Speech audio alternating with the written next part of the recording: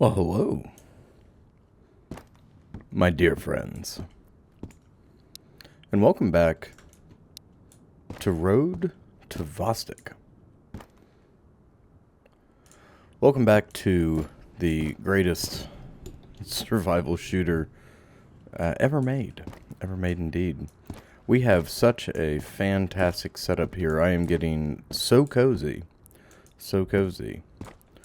Every time we walk in here, I'm immediately transported to a happy place in my mind. It is phenomenal. I dream. I have since I was a child. I've dreamt of having a bunker, a shelter, an underground facility like this. Even something carved out of rock. This is fantastic, and it definitely scratches that itch. Definitely scratches that fortress, fort building itch that us humans have. What are we to do? I'm gonna transfer this over. We'll keep this Polaris. We'll just sit it over here somewhere. Very good. Sit that down there. We need food for the road. What are we gonna do? What are we gonna do today? What's going on today, as a matter of fact? The outpost is rapidly approaching its compromised date. So we need to continue to prepare for that. This P3, I'm going to find a home for it. I should... Actually, you know what? I'll tell you what we'll do. We're going to do something a little different today. I think. Is there anything wildly pressing we have to do? I don't think so. I want to go to Vostok. I do believe. I think that's gonna be our trip today. I kind of want to take something new out. I was thinking about taking the Mosin out, but the problem is that that's not really. That works fine for distance. That does not work for close quarters battle. So I was thinking about taking our P3 out as well. What do you think? Should we do that? Is that risky? That's kind of risky, isn't it? It sounds like a bit of an unnecessary risk. This has fantastic iron sights on it. How lovely is that? I think... Oh, yes. Very nice, based on the SIG P320 platform, no doubt. Okay, well, I think we'll grab, put these meatballs back. I'm gonna grab another pear and a juice box. And we need to really nail in what we're gonna take with us. We have several options. We could take something new. We could take something new indeed. We've got, I mean, this is our beloved, the 416. We could take the M78. I mean, this 308's really just sitting here kind of gathering dust. I personally believe I would be more confident taking one of these rifles out if we had to do more local quests. If we had to, run to village per se, I would take one of these out. But I really don't want to jeopardize our Vostok run due to poor choice of weaponry. Plus, we've got this thing set up. We did finally add ammunition to our secondary. I think we're gonna hold on to our secondary for the time being. What level plate? We have a 3+ plate in. We're still good there. I'm kind of just dragging my feet. All right, let's get another juice box or two, and we'll step off here. Go see what loot awaits us in Vostok today.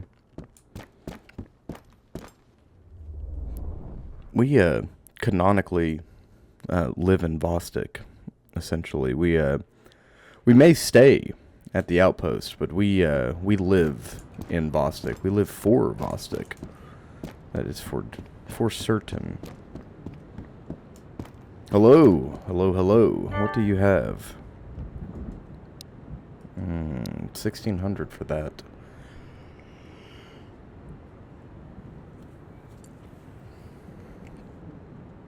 We can attach this RMR optic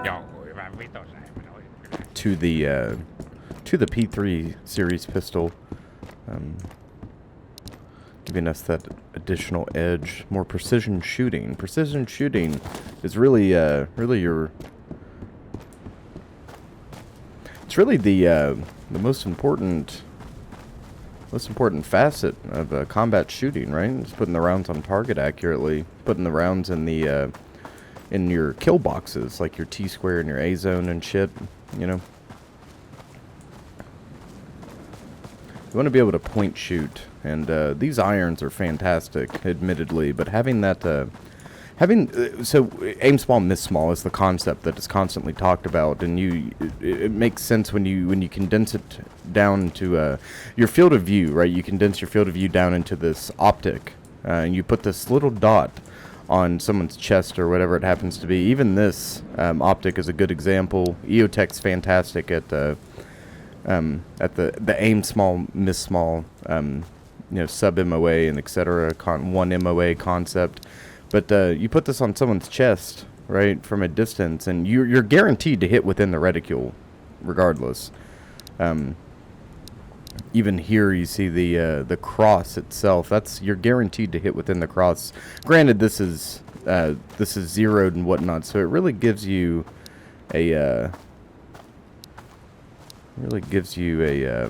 nice margin for error when you're shooting. But yeah, we're engaging a target like this tree, for example. We put that reticule on where we want to hit, and pull the trigger, fucking put the round on target. Does that make any sense? Does that make any sense whatsoever, or do I sound like a lunatic? I guess what I'm saying is, with the iron sights, like let's say we're engaging this sign, right?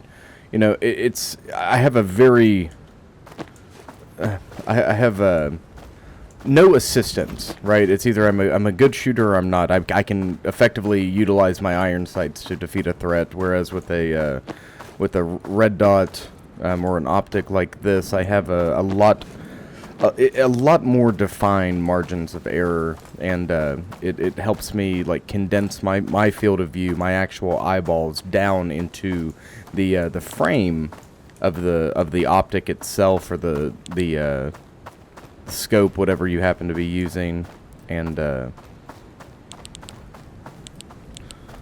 is super effective for helping you shoot better. Okie dokie, I think we're gonna cross in more of a hot zone today. Just moving slowly, make sure I'm not standing right on top of one. It would not be the first time. It is super dark out today. I guess it's always dark out here, but I don't know. Right now it's particularly dark. It's we are yeah, we're moving it. It's 7 in game. The ambient light coming from what's left of the sun in the sky is not helping our case. It's making it much more difficult to see. This is my least favorite time to be moving. Oh, okay. Well. Shit. Alright, well, we'll have to fix our meds. I really should have considered sleeping. But c'est la vie. We can't dwell on the past. That'll get us nowhere. We have to just keep pushing forward, keep moving forward. There's 2 here. We can cross right here. Alright. Sometimes I feel like if I move faster, I'm more apt to avoid. Ah, fuck me. Shit ass. Okay. That's bad. Hey. You cool it with that. Cool it. Ah, fuck. Okay, now we're in trouble. Yeah, now we're actually in trouble. Son of a bitch, man. Okay, that's fine.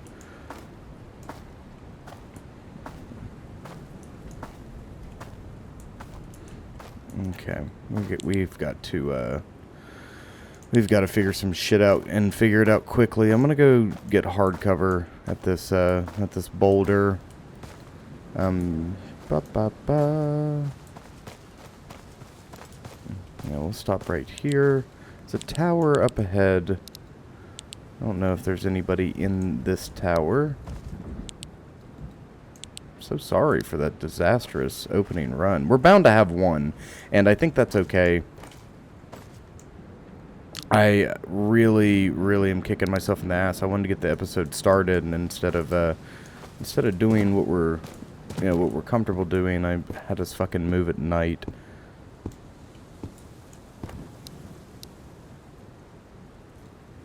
Okay, that is one guard down. There's not one in this tower. We would have been in contact already.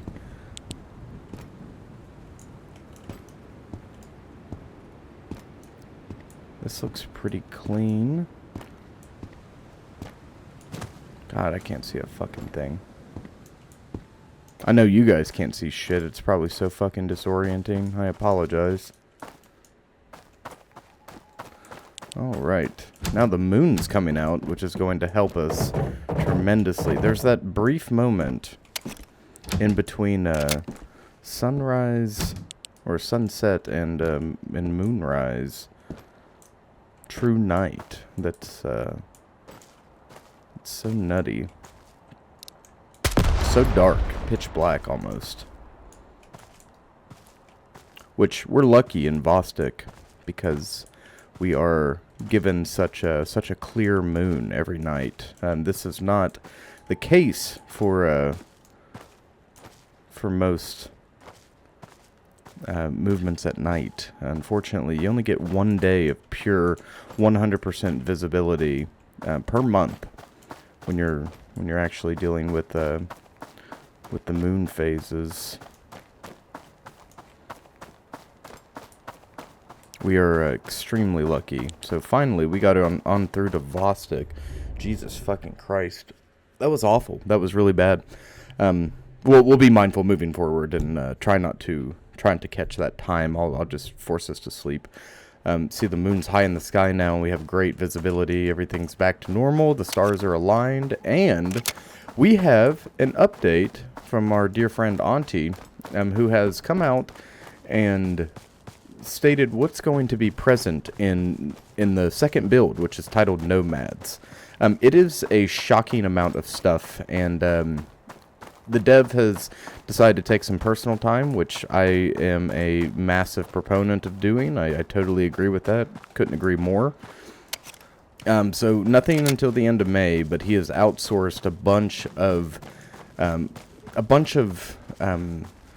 work to several different individuals. We're going to check this area first, because I feel like this is the unsung hero of Vostok. Apartments in particular.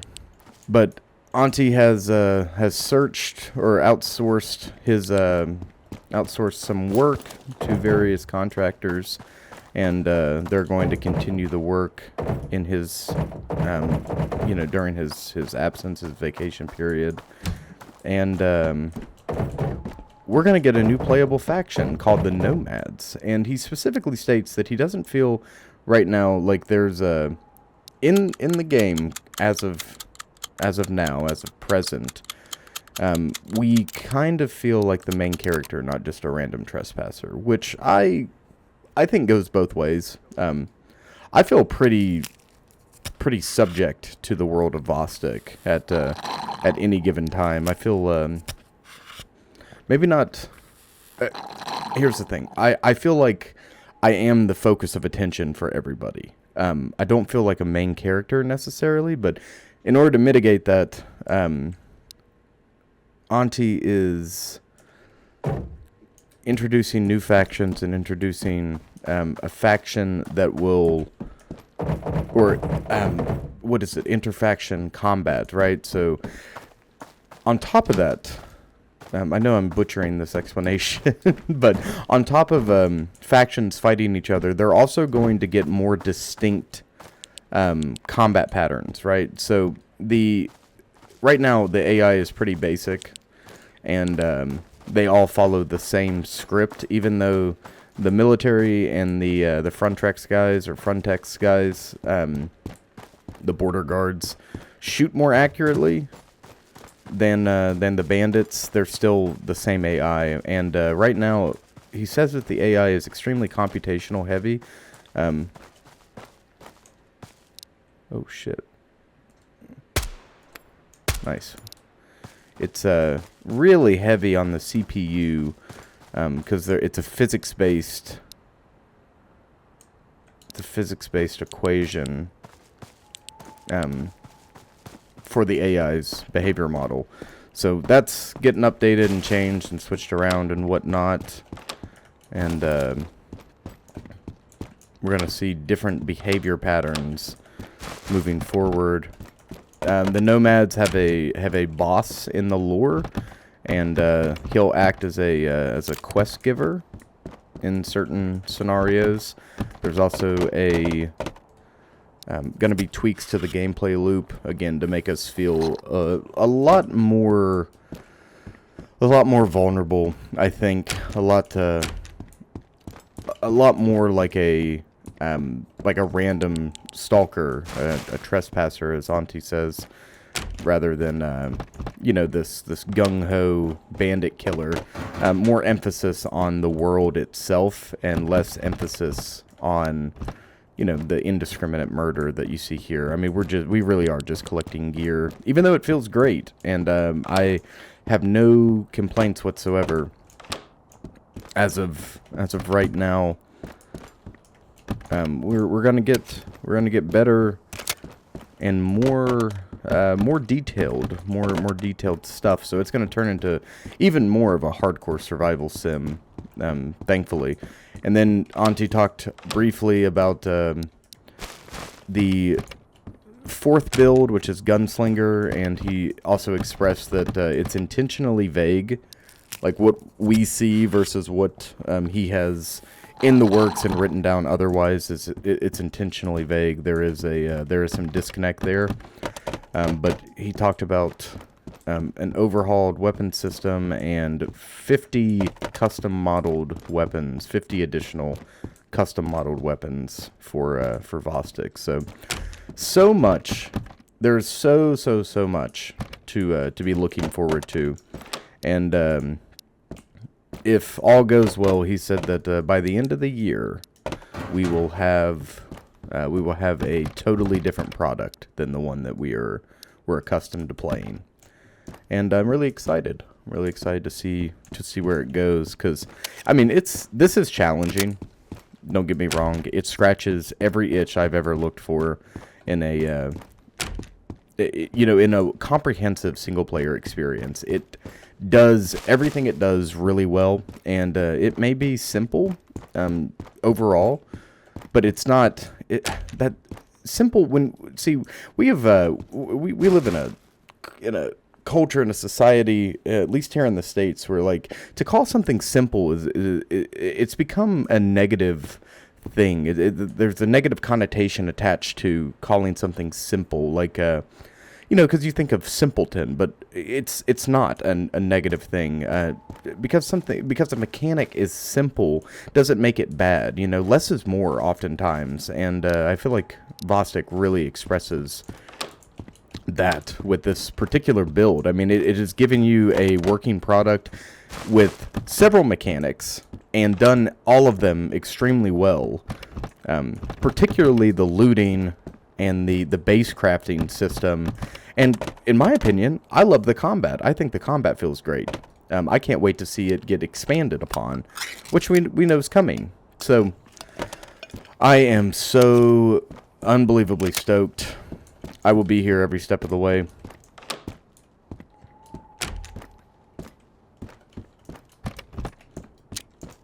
I'm excited to see what this faction looks like and what they do. The nomads, which are kind of sounding like our beloved loners. which makes me very happy. And we do have the ability to engage them. You know, there's no like set standard for how we have to behave in Vostok. It is up to us. There will be a reputation system, and if we kill a so I assume, presumably we'll start out neutral, but if we kill a bandit, especially a bandit that is engaging a nomad, then they will look upon us favorably. We kind of have to work the faction system. It seems it's kind of like it sounds like the Scav faction system from Tarkov a little bit, where there's probably going to be some esoteric equations that go into how that works, how that economy works, but it does sound simpler, because Scav karma is fucking insane.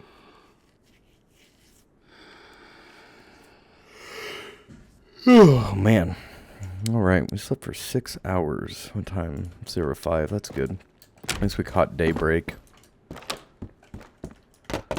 So we have found our first aid again. I'm going to keep searching until we find additional first aid, and I'm going to utilize that to get our health up to full.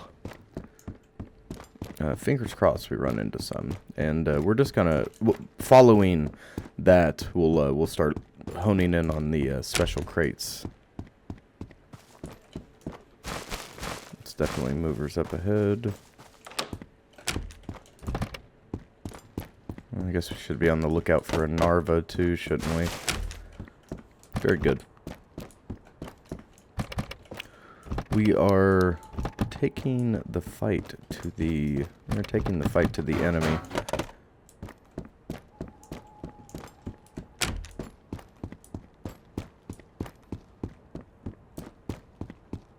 Unbeknownst to them, there's also going to be in this build, there's going to be a pretty cool update to the enemy patrol routes and their actions based on player interaction. So they'll use frag grenades, they'll coordinate and move as a team, whereas right now they're independent. There's also going to be some with the AI running on a physics-based system right now, and it being so CPU heavy. Auntie had stated that once they get this this AI situation fixed and switched over to whatever it is they're switching it over to, he'll be able to add more AI to the maps, which is a pretty terrifying proposition. And that's really all I'm remembering from the nomads. I think we'll see. Oh yeah, here's some more. Much like in the Rookie Village, where stalkers are just hanging out constantly, we're going to see nomads. There's going to be a chance that they'll be moving in between campfires and whatnot, and playing instruments, doing stalker shit. I mean, you know, our bread and butter. Just hanging out, being gopniks. And they will also have... they're also going to have an individual, albeit smaller crafting system, or not crafting system, but trading system between you and them directly. And then there will be one central nomad leader. So I'm excited to see what this guy looks like, especially seeing what Punisher looks like. I mean, it's a very real. All right, so let's talk about characterization of bosses and enemies, and I'm going to directly compare this to Tarkov, because Tarkov has some of the craziest looking and coolest fucking bosses, in my opinion, in a tactical shooter. And the concept of bosses is Tarkov is no stranger to it. It's always had them. It will always have them. You know, it's a really good example. So you have the, we're going to take the sugar with us. You have the Goons, my personal favorite. My cat's named after Bird Eye. You know, I have the Goons logo tattooed on me. I wear the Goons logo on my plate carrier. You know, I'm a big super fan of the Goons. But you have these three dudes. Each one has a very unique style. They all, well, two of which are naval special warfare SEALs, just judging based on their equipment, and Pipe's weapon being called Neptune Spear. I mean, it doesn't get more fucking tell-all than that. And AOR-2 is, you know, damn near impossible to find outside of naval special warfare. But then you have Bird Eye, who's a raider. You know, MARSOC still traditionally wears M81, which is really cool. It's a cool nod, and it's nice to have to kind of dig a little deeper. But you know, they, like, as plausible as they are, those are like very very showy kind of bosses, you know. Whereas here, you know, we have Punisher, the boss, and he is it's really grounded, you know. Like, what does a bandit boss look like? Oh, a debt collector from a biker gang. That makes sense, you know. That definitely fits the bill, right? As a realistic look. Now, former special operators within the USEC community, like in that timeline, it makes total sense, right? For Tarkov to have that. And I'm not, who gives a fuck how, you know, who gives a fuck if Knight wears a skull with braided dreads? He looks fucking awesome, and it's, you know, it's really, really neat. But, you know, here we have that much more grounded look at what a bandit boss would look like. So I'm assuming that we're going to get a more grounded look for the Nomads as well. I wonder, I can't wait to see. And then you try to compare it to Stalker, right? Like, you know, all the Stalkers, even they had a very distinct look to them as well, whether it be the leather jacket wearing loners or guys in sunrise suits. I mean, this concept of zone produced gear was very prevalent, very common, and it wasn't based on any particular gear, like real gear, whereas Tarkov is, and so is Vostok here. You know, all of the gear that you see the goons wearing, with some custom additions, which is another common thing you see, especially with the, you know, operators at that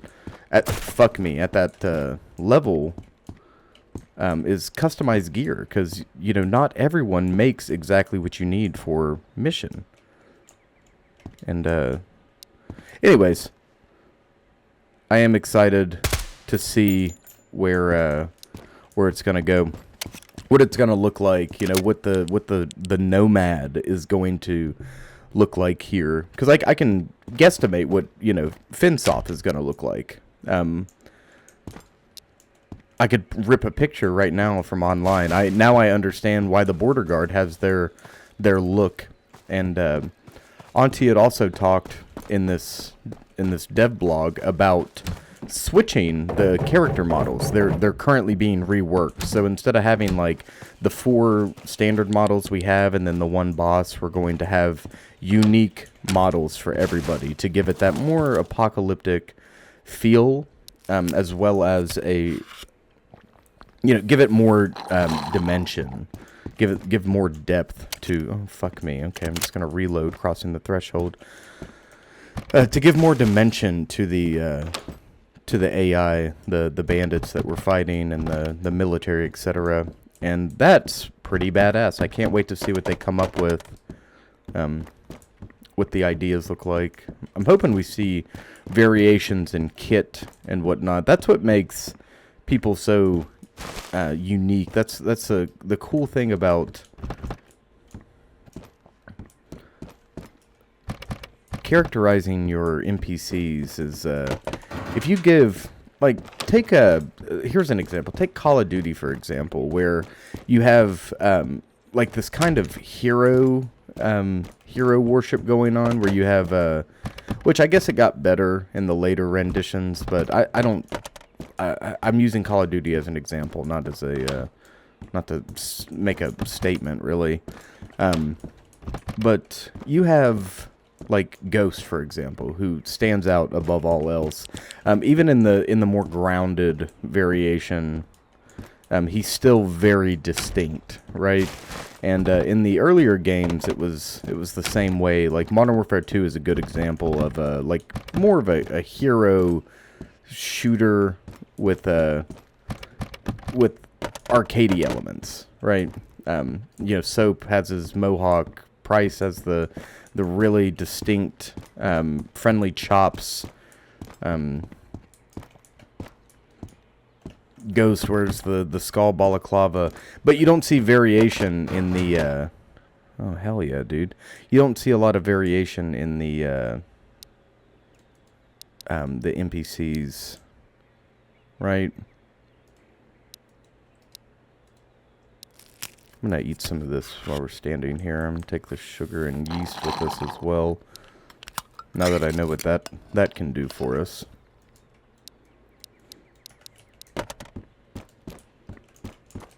Particularly the, what was it? The opening mission when you're playing as, oh god, I don't even know who the fucking, was it Ramirez? Yeah, it was Ramirez. See everyone, all the different rangers standing around in full fucking ACU, and there's no variation whatsoever, and it makes it kind of dull, you know. I mean, all these random NPCs that are placeholders are very forgettable, but we're hoping to, at least I'm hoping to see some really neat customization choices between these different factions.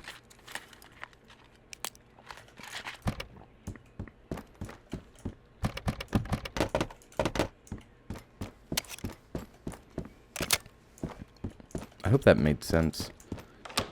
That makes sense. But that's what we have to look forward to coming soon. I'd say I hate to. I'm not gonna put a timeline to something I don't know anything about. So I don't know if we're gonna get like yearly or you know, biannual updates or triannual updates moving forward. But he's confident that by the end of this year we'll have build 2. And I hope you guys are enjoying, because we're not going anywhere. We are in Vostok for the long haul. I came here for the loot, and I stayed for the lore and the culture. And that is the greatest testament of all to a game being immersive and being itself. If you're yourself, you are naturally infectious, and this goes for every human being. If you're just if you're honest and genuine and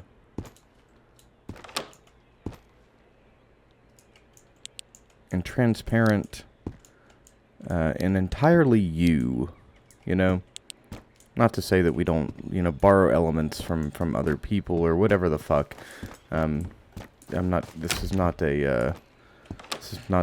some type of psychology lesson, but if you are you are true to you. You are naturally infectious, and people, like-minded individuals and etc. will appreciate that and gravitate towards you, and that's something we can all appreciate in games. The honesty, the transparency, the genuineness, not chasing a fucking trend or a fad or a high from you know, whatever the current topic is, whatever's whatever's deemed popular, doing what's right for you, and what you want to see. Ah, yes. Hello.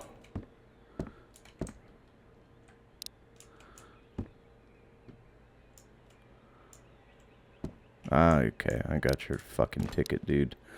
I've got your number. If I had a... I mean, I guess I could throw a frag on that. That's a long fucking frag throw, though. Wish I had a fucking 203. Very good. Showing my age. 320. I'm partial to the 320 because it can be operated as a standalone. I never... I have, you know, experience with the 320 and the 203 system, but I never functioned as a grenadier. I never actually had to carry. Oh, holy shit! Nice. I had to do a double take. I knew that was a fucking key. Awesome. Yeah, I never had to function as a grenadier. Outside of, there were a couple times. There were a couple times where I had to utilize a 320, like as a standalone system or whatever, but I never carried one. Definitely never carried an underslung grenade launcher in my time in service. My first job ever, and we will move on quickly from this, but I was a saw gunner. That was my first job ever, and I really liked that. I really liked being a saw gunner. It's in my opinion, it's a fantastic role. It's an extremely important role, and people dog on saw gunners and machine gunners sometimes, not always. A lot of people are very friendly to your machine gunners, but your crew served machine gunners. Like a 240 needs an assistant gunner, right? Whereas a saw can be operated independently. Now, not to say that people don't, like on a fire team level, not to say that people don't break up the weight of your belts. You know, so if you're a machine gunner, right? The saw itself acts as the automatic rifleman for a fire team, and you lay down suppressive fire so that the rest of the team can maneuver on the enemy, right? So you are a hot commodity for the enemy. The enemy wants to fucking, you know, put holes in you, and the saw is definitely targeted in that way, but what I'm thinking of more is a 240, and the reason I'm thinking of that is because that leads to my second job I had in the Army. I was a designated marksman on a 240 team.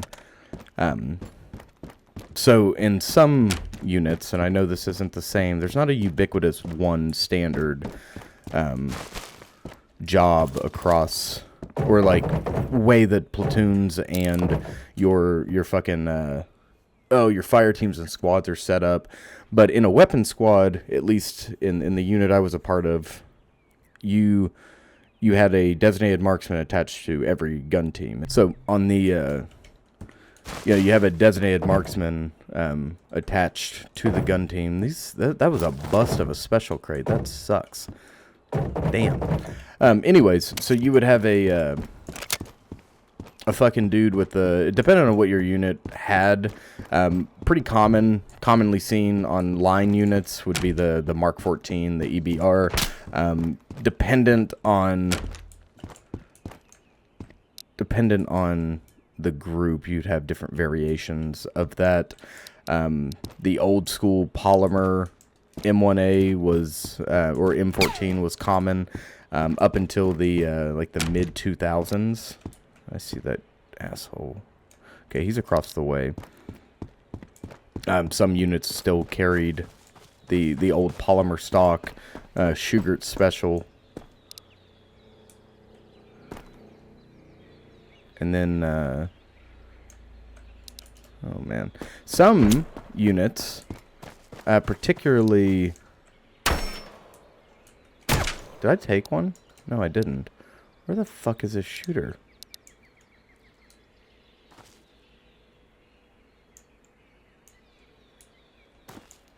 Well, that's concerning. Some units would use an MP5, like a standard, or god damn it.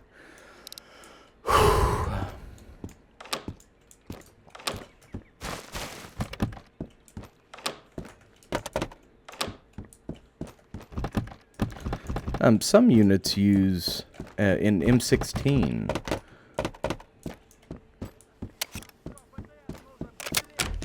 Okay, let's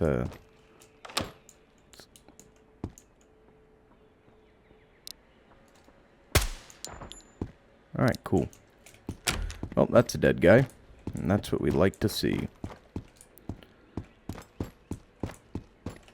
With the, but they'll use an M16 with a 20-inch barrel and, perhaps a, you know, ACOGs are kind of, see, I don't know shit about the Army's new, weapon system.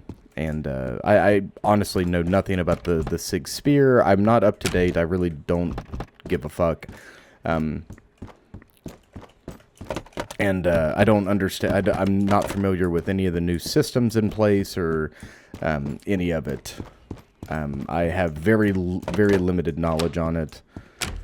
And definitely no hands-on experience with like the Spear or the whatever the XM338. Which is a crazy fucking machine gun. I have watched several videos on this machine gun. I don't know anything about the new optics, but during my time of service, like a line unit, for example, would... a light infantry unit or line unit, they would use... you'd have ACOGs distributed kind of sparsely throughout the company.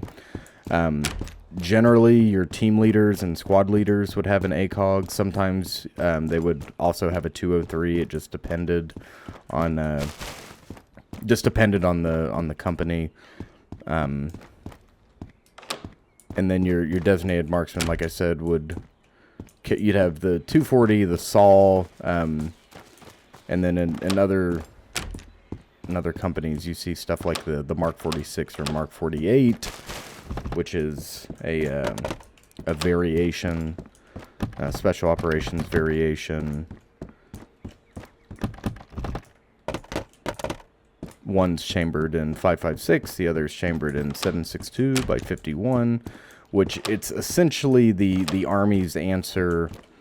Not only does it bridge the gap,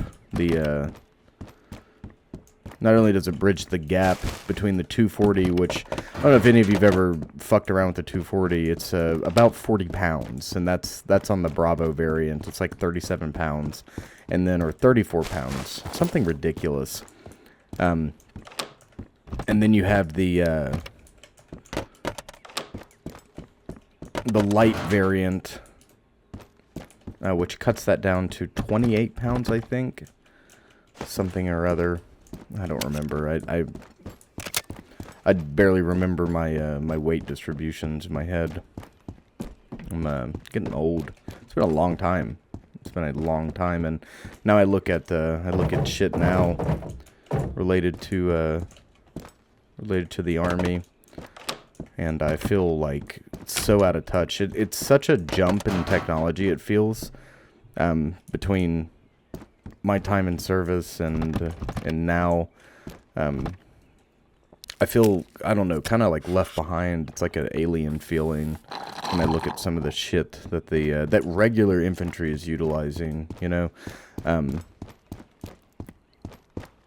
It's crazy how quickly everything is advanced. You know, special operations was always a step ahead, and a lot of that gear. The thing is that with special operations, shit doesn't really change the way you think things change. Like, gear as a whole, or uniforms, they're constantly evolving. People are constantly like, companies outside of USGI issued shit are constantly evolving to meet the needs of operators around the world, right? Some examples are like Irregular Defense, Spirit of Systems, Velocity, all these different companies, Novesti,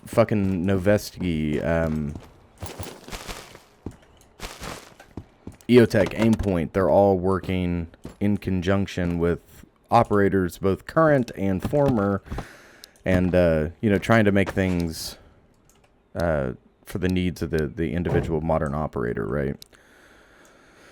So that's, shit's always been kind of wacky in that regard, and oftentimes, my apologies, I was scratching my head, I came down really hard on my mouse, but, the individual operator tends to have a hell of a lot more freedom than, someone in a standard line unit, and that changes, don't get me wrong, like, if you're, I've never served in a mechanized unit, but I imagine that a mechanized unit and an air assault unit or an airborne unit vary tremendously, right?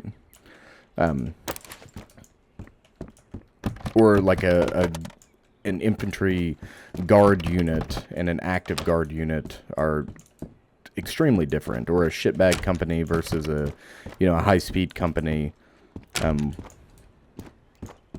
being tremendously different. So there's my rant for today. It wasn't really a rant, but that's what I had to say on that.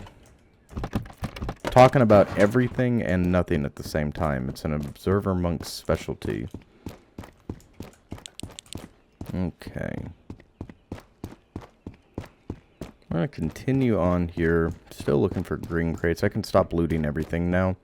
I'm satisfied with the amount of stuff that we have received.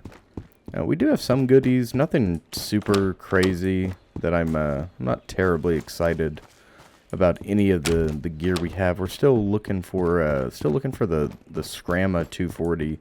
Once we find that, I think I'll be through the moon or over the moon excited. But I think our best chance to find that is still going to be in these special crates, and we're not having great luck. We did find a VSS magazine, which is cool. Those are exceedingly rare. I'm still looking for nods. Hopefully we'll find some coming up. Fingers crossed, right? Okie dokie. Nothing here. Nothing here. How to use our spray-on deodorant to hopefully keep our mental health above water. Our energy's getting low. Lucky us. We did find a crate, though. Look at this. Nice. Put the suppressor on there. We don't really need any of this stuff. The hoodie's cool. It sells for $500. We'll hold on to it in the event we don't find anything else. I think that'll be good to trade. Or to, fluff our trade a little bit. I love finding this border zone hoodie so much. I think it's really neat. I would buy this if it were merch. I would love to see some merch come out. I know that's here's the thing. Something that's really frustrating with companies, and Vostok is not doing that, but something that some companies do is they like fluff their sales with merch sales, and they'll come out and it's like they put out a half-finished game, and then it's like, buy this $70 sweatshirt. It's kind of absurd, and people do it, and then they continue to profit from it. Road to Vostok is not doing that at all, and they even mention, again with this dev being so transparent, which is such a breath of fucking fresh air, man, because I feel like the majority of the gaming population has been let down repeatedly, either let down repeatedly and kicked in the groin several times over by companies both large and small on projects where they've promised the world and given nothing. So it's really, really nice to have a dev that's so transparent, and it's like, here's the percentage of things I'm going to do moving forward. We're going to, like, here's the percentage of resources allocated, or like funds allocated to this, to certain things. It was, what did Auntie say? He said 85% is to game, to game development, and then 10% is to branding, and 5% or so is to research and development. So, I mean, there you go. That's 35% more than half. 85% of funds and resources being allocated directly to make the game better, to grow the game. And in doing so, that helps everybody. That helps everybody. That helps the player, and that helps the dev. You know, making the product you promised is so important. And I really don't know a tremendous amount about game development. I don't know. All right. Well, the rest of this place was a bust.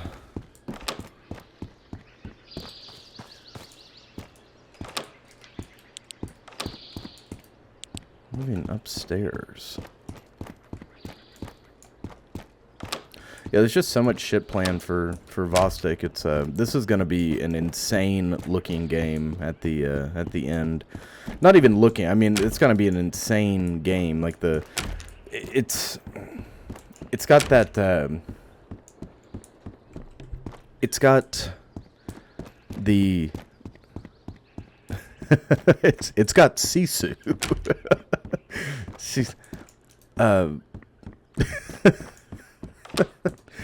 How do you say? Oh my God, Sinula Sisukas. Vostok has. I don't know how to say Vostok has. I'm not quite sure, but Sinula is you have in Finnish. So Vostok has Sisu. It's got grit, and it's gonna have longevity and true grit and determination in the face of adversity. And I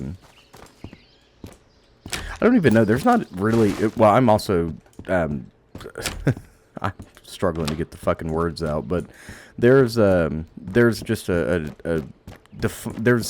a definable quality, a quality that can be felt and measured both in Vostok that I absolutely love, that I'm having a hard time describing using my limited knowledge of the fucking English language. My tongue's just not working. I'm trying to speak and the words aren't coming out. I don't know what the deal is today. Sometimes I feel like if I have something to talk about coming into an episode, that it is harder for me to articulate properly, you know? Like, I want to, I'm so excited to talk about this new build, and I feel like I bumbled over my words, and I trail off, and yada, yada, yada. I'm doing my best, gang. Doing my best, trying my damnedest to get the words out. This first stairwell was a bust.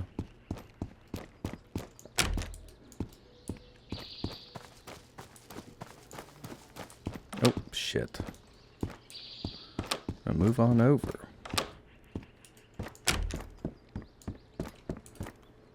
I say we go to Terminal 2 just because we can. What do you say? I want to see a terminal run. John Vostok takes the terminal. I thought so I don't know what possessed me to name this John Vostok. Something surely did. Maybe it's coming off the Dead Trash playthrough. I was thinking about like the 80s style grindcore splatterhouse action movies, and like the 80s action heroes. And I've also been thinking about Metal Gear a lot, so I think that kind of had something to do with it. Anytime I think of, like, John something in a game, I immediately revert to John Cruelty, which the protagonist of Cruelty Squad has a name. They call him MT Foxtrot or MT Fuck, because that's what his handler refers to him as. But he's also referred to as John Cruelty, and I just think the concept of John X, Y, and Z is the funniest fucking thing on the planet. I really enjoy that meme. I know it's goofy, but it definitely works for me, or works on me, I should say. Still nothing out of these special crates, man. I'm about to reset. We'll clear this out, and we're gonna go to Vostok or Terminal. Jesus Christ, listen to me. Not like I don't have fucking hundreds of hours in Vostok. It's still calling Terminal or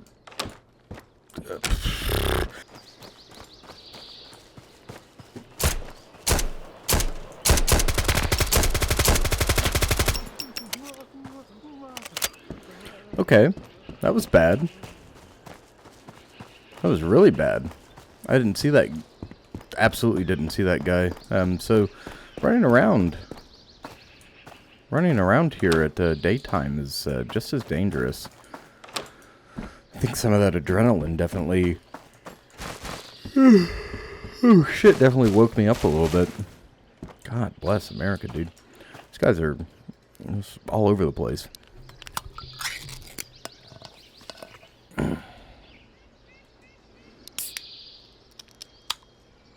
Luckily for us, we only got struck in the limbs. That's really good. Really good news. We gotta be careful, man. We gotta be real careful. I'm gonna be fucking furious if we goof this far into it. No goofing here, I say. No goofing here.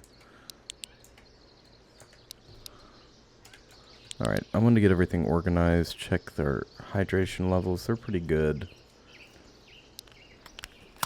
Eat some tomato.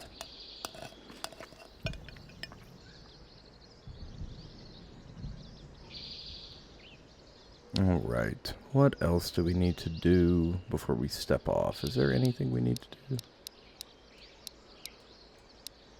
I think we're good. I think we're good to go. Alright, so we're going to move on Terminal. Hopefully we get a better look at special crates, or a better luck finding special crates. This is the fucking Observer Monk goes fucking dumb episode. I can't speak today, man. I'm so sorry. I'm so sorry.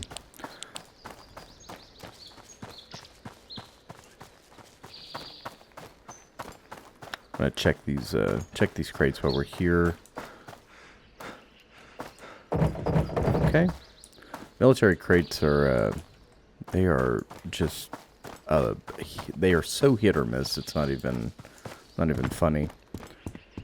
Over the hill, over the river, and through the woods. What do we have here? No special crate, unfortunately. I couldn't believe it the first time we found a special crate here. Here's something mobilizing. I am excited to see the... I've already talked about this in the last part, but I'm very excited to see the development of this game moving forward and see what the devs got up his sleeve, because he's definitely got vision, and that's something that it's not a ubiquitous feeling or a ubiquitous characteristic of people, right? Like to have... Oh, that sounded bizarre. To have vision, to have drive, to have the motivation and determination, to be dedicated and motivated enough to you know, set forth the parameters that you wish to see. That's a shooter up high. Yeah.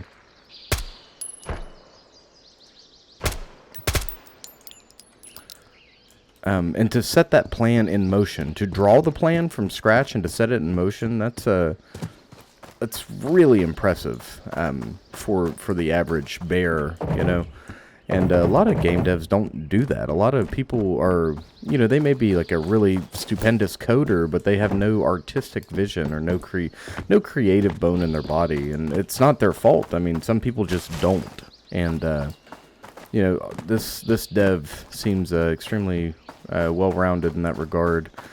You know what this reminds me of? It reminds me of, in some ways, it reminds me of the development of Beta Decay, right? How this dev is really going above and beyond to create something unique and true to itself, right? And true to its the image it's presenting. It's not trying to be something it's not. It's not trying to be a cash grab or anything like that, which we see too often, or we see like promised features that just never come out, or things that don't happen, yada yada yada.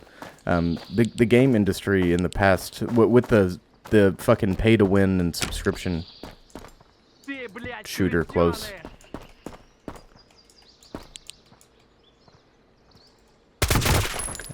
Killed him before he even knew it fucking would hit him. Dropped him like nobody's business.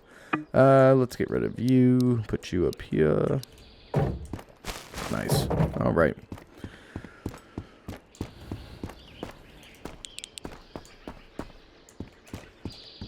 Anyways, I know it probably seems like I'm, I don't know. I'm really, really, really fucking partial to this project, and I'm not gonna like, I don't know, stop saying what's on my mind regarding it.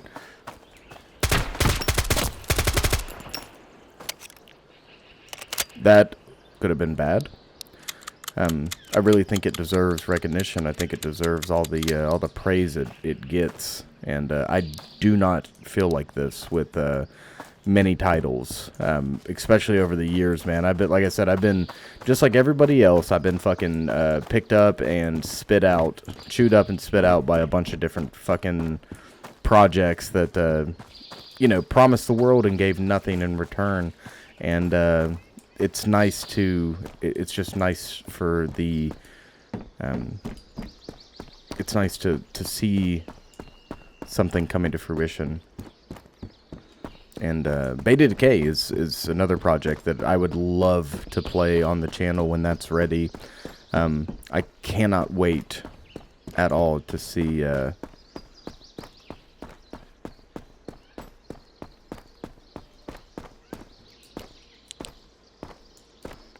what's happening with that. Ambitious for sure. Ambitious. I love it. I love ambition though. You gotta love ambition. Ambitious projects are phenomenal. We're gonna take this with us. This will come in handy later. I'm not taking one round now that I'm looking at it. This can go down below. We need to make room here, right? So you need to go here. I'm taking the frags. I'm never gonna leave a frag behind. That'll do. That arcade can stay. I'm really holding out for something unique, not a run-of-the-mill weapon system. We're not having tremendous luck in that department today, but that's okay. Sometimes you just gotta map hop. Oh shit. So there's gonna be another trader. I already talked about the Nomads trader. He's going to be a lore-heavy character and act as a boss for the faction. With him is going to be some Nomad-specific missions. I don't know what those are going to be, but you know, we can kind of speculate what we're going to be looking at. Killing bandits, most likely, helping people pass. There's also going to be like I'm going to use the term a life. Which is that was Stalker's like world system, right? It's world building system. It's AI, weather, behaviors, patterns, etc. That was called A Life, if you didn't know. And it's one of the best examples of how AI can move and interact with the world, including mutants and, you know, non-human entities, etc., and behave realistically with the world itself. So we're gonna get some A-Life features in Vostok, where these NPCs are going to interact with one another, and you know, we may find a fellow nomad lost in the woods or something like that. That was one example that Auntie gave particularly. This is all on Steam too. If you want to read the dev log, I'll actually link it in the description. Oh yeah.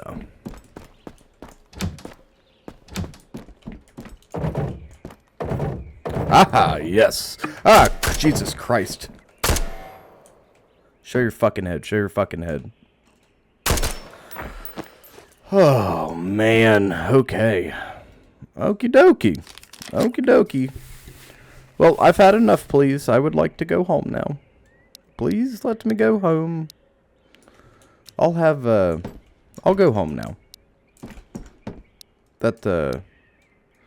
Yes, that would be okay with me. I'll go home now. Woo!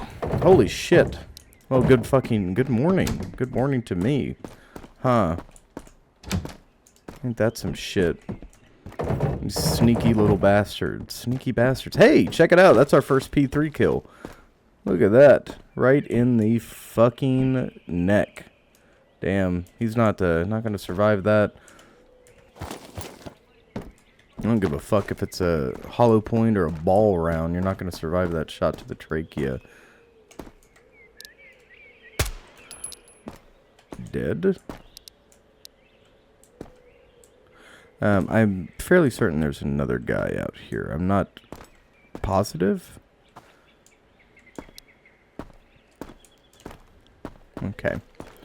Well, my dear friends, we're going to head on over to gonna head on over here real quick to this last covered shelter, and then we'll oh, there's a special crate right there. Oh, good thing we did come over here. I need to slow down in Vostok. Remember that. Slow down in Vostok. Take your time. There's the 240 we needed. Joyous day. Joyous day indeed. It is a most joyous occasion. Look at this fucking thing. Now this is the big chopper. Look at that. Oh, it's gorgeous. Gorgeous indeed. Yep, shooter up ahead. I see him.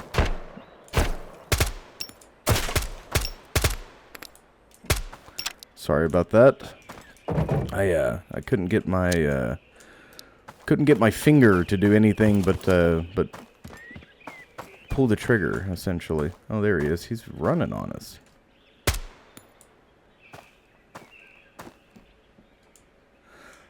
I really don't recommend you doing this, guy. Okay, we did take a round.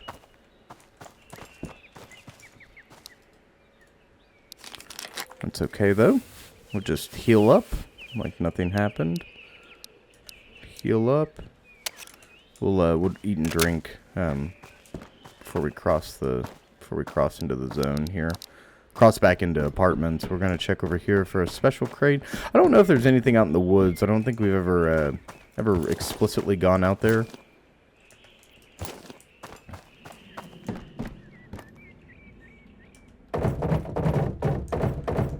I'm gonna take this and this. I'm gonna take this to dump all of the ammo out of it. Okie dokie. Oh man, you guys need to pick a better profession.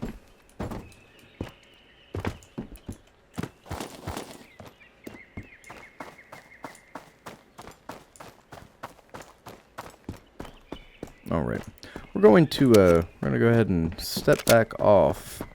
See, I like Terminal because it's open and wide. The plane is extremely wide. The field of battle is It's just so open, and I can run in between the points without... There's no verticality. I don't have to worry about the tight fucking worming corridors of the Khrushchevkas of a bygone era. Oh shit. Fuck, dude. God damn, we're all over each other today. Stay the fuck away from me. We both look at each other with frog eyes. These guys are just fucking patrolling, aren't they?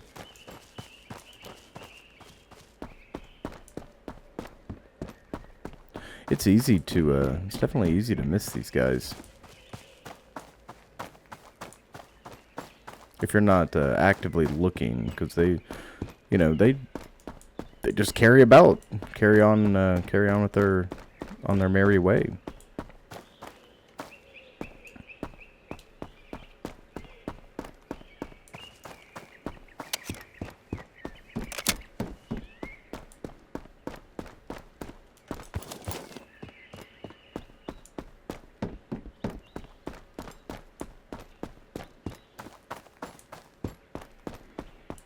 Alright, I'm gonna pop a squat here quickly. Have some juice. I don't need this spare magazine. We have a list of things that we can drop. Starting with cigarettes. I'll drop those first. We can drop the cigarettes. We can drop bandages. Our spare P3 magazine if we wish. We could... you know what? Ah, fuck. Fuck it. Let's do it. Just to see. Just to see what happens. We will run with white light on. We're gonna go hit the major points here. Major points being these covered shelters, and we'll give it a once over. We'll give the silo area a once over. All right. Let's just see if we could force anything to respawn good for us.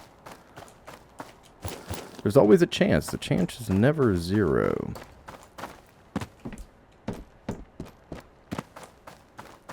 Alright, nothing here.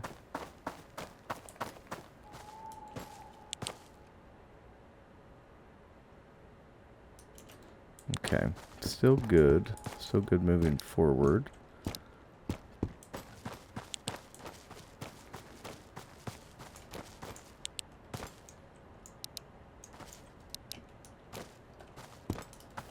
Okay.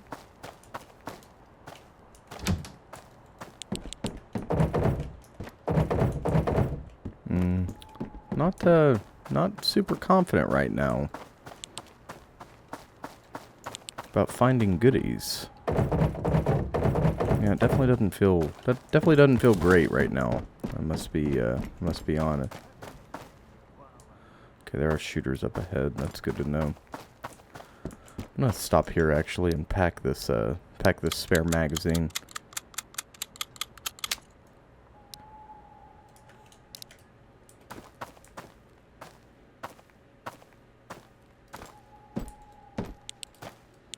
He's definitely outside the wire, but he's like right outside the wire. We need to be careful with him. I'll actually try to kill him first before he even knows what hit him. Sometimes the guy spawns back there. I haven't totally nailed down the enemy spawns yet in my head.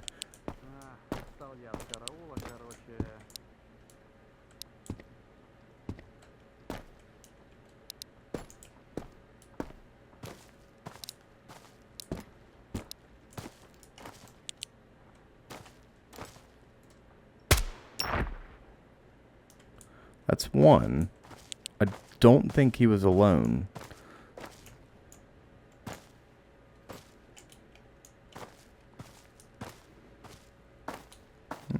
Suppose he was. Interesting. Guess I'm just hearing shit. Alright. Well, that's a dead guy. Very good. Very good indeed. That's our target. Is that covered structure. I am gonna run straight away down the road here.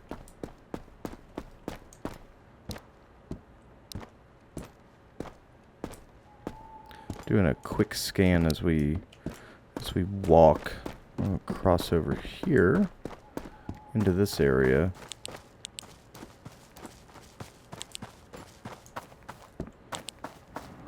Okay.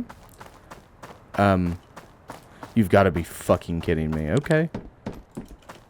Okay, Vostok. Oh my fucking god, dude. Turn the jets on. Turn the jets on. Turn the jets on. Where can I cross? Son of a bitch.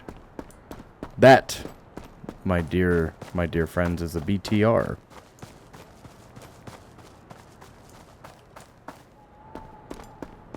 Okay. We're in a pretty good location. We need to stay in the center of the terminal here. All this for some fucking 9x18 to spawn in the green shed.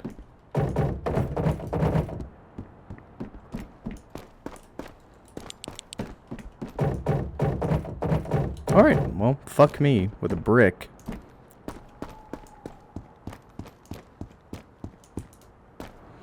Yeah, we're gonna go ahead and cross here.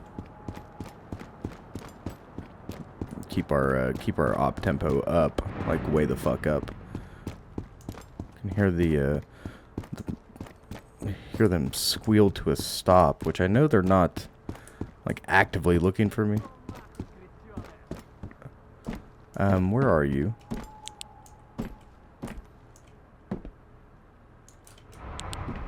Okay, I think he's up top here. I'm going to go ahead and continue my movement, my egress.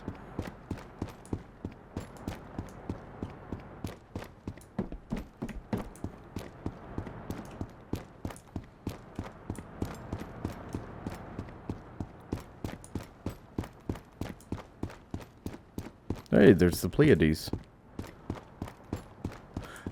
I hope you guys don't get sick of me pointing out the constellations. I only point out the ones that I really know by heart. I don't know every constellation. I wish I did. I really do. I wish I had a better understanding of astronomy. Oh, cool. 97. Now that can come with us. We're gonna remove this. Put it on you. We could make room. Could make room for another helmet. That's not the worst thing. That would be the first thing to go, though. In the event we find something better.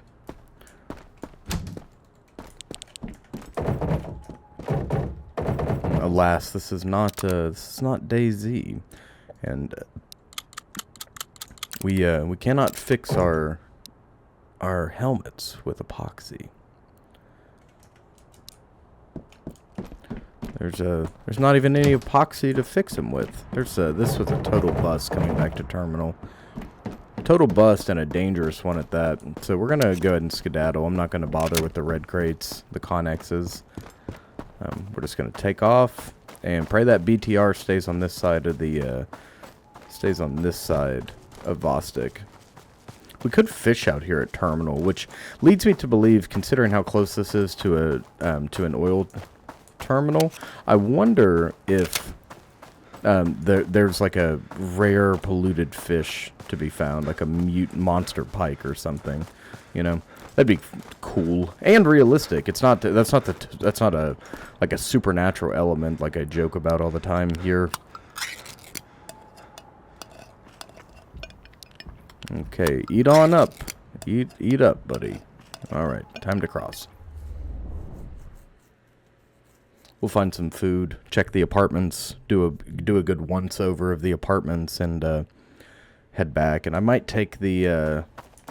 well, we'll go turn in our quest, and then I don't know what else we're going to do. We'll see. Still hoping, fingers crossed, for a display board. Maybe we'll get one this go-around. I don't know, though. I can never tell you for certain what's going to be available to us. For a second, those chairs looked like a special crate, the way they were overlapping. That was sad indeed. Sad indeed. Yeah. You know, for all the Vostok we've played, we've still yet to find several items in the game entirely. We have yet to find a we have found a Thor before, a Thor suppressor. We have yet to find a oh shit, what is it? What have we yet to find? We've yet to find a hammer optic. We've yet to find the this is actually our first time finding the Scrama 200. What else? Is there something else I'm missing? Let me know if I'm missing something.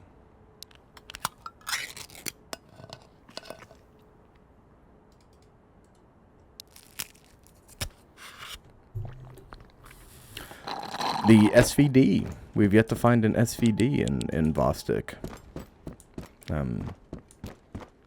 Not even... I don't even think we found that in our demo playthrough. I don't think we did, gang. I really don't.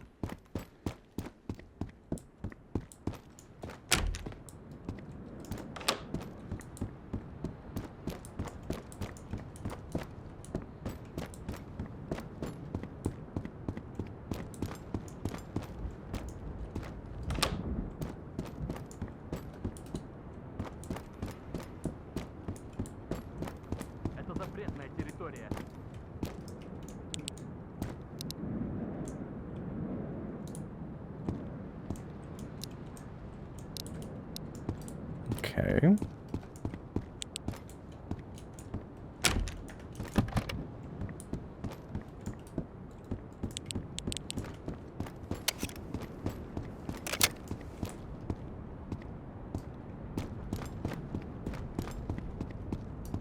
You must think, when playing games like this, how exhausting surviving all the time must feel.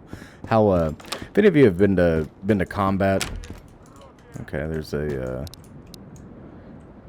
if any of you have been to combat, especially like in a high operational tempo, and you're constantly in shitty situations, constantly in gunfights and whatnot, and you know, then you come home, you'll note that there is a distinct crashing feeling that comes from the lack of adrenaline. And it's not like, yeah, there's an instant relief feeling every time your heart rate goes back to normal, the adrenaline bleeds out of your system. There is a relief or a reset period where your brain goes back to normal. But after repeated impacts, this is also where like post-traumatic comes from.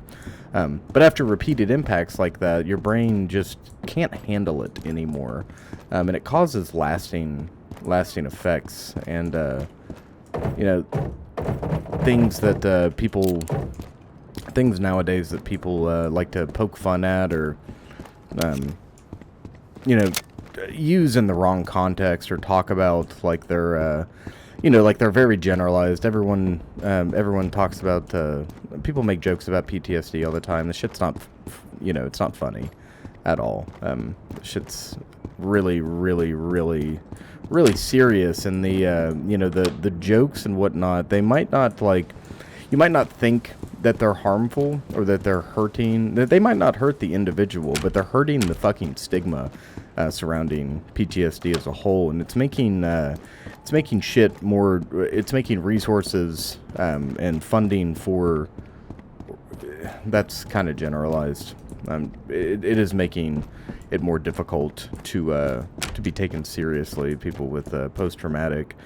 And it manifests in all sorts of different ways, and people abuse, just like they abuse everything else, they abuse that system. But yeah, that's, Jesus Christ, that's a little bit of a, I guess that's hitting a little fucking close to home, huh?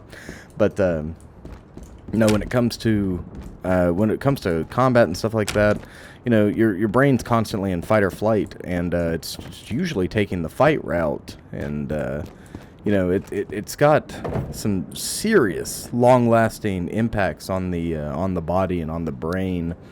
And I just imagine what our dude feels feels like every time he knows that I mean, he doesn't have to come here, but he has to, you know, he wants to be better equipped. He wants to be dangerous. He wants to, you know, have the gear. So he's doing this repetitious shit. He's coming back to the zone day in, day out, all hours of the night, constantly moving when, you know, when he knows that there is ever-present danger. He knows that each trip could be his last. He knows that this is, you know, this could be, there could be death lurking around any corner. He could step on a fucking mine. He could get shot and killed. Could get ambushed, could get wounded and not be able to walk out and bleed out, you know? Whatever it happens to be. But he still comes here because what else is he going to do, you know? And, yeah, that's what I'm thinking about when we're playing games like this. Well, I can't leave the M78 behind. We'll take this and put this here.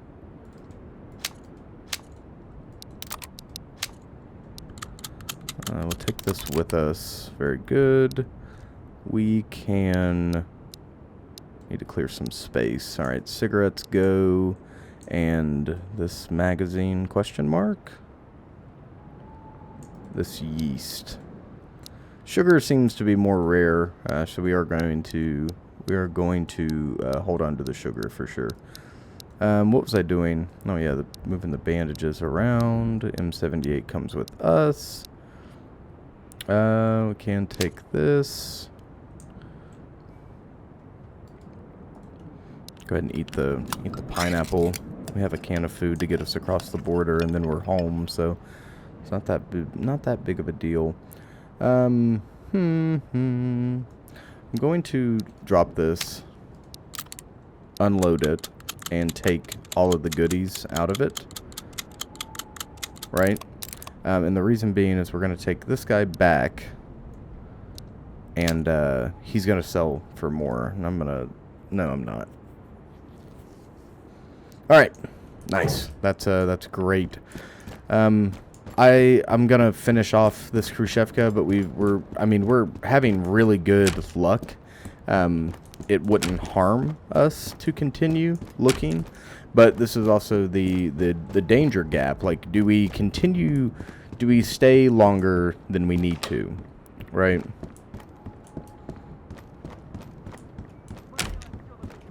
The danger threshold, oh my god, the manhunt threshold, if you will, you know, this idea that you become a target the longer you stay on location with loot, especially when you're already full. You know, when you bite off, or when you keep more than you can chew.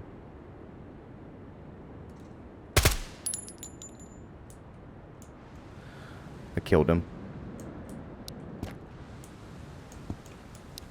Yeah, you see me using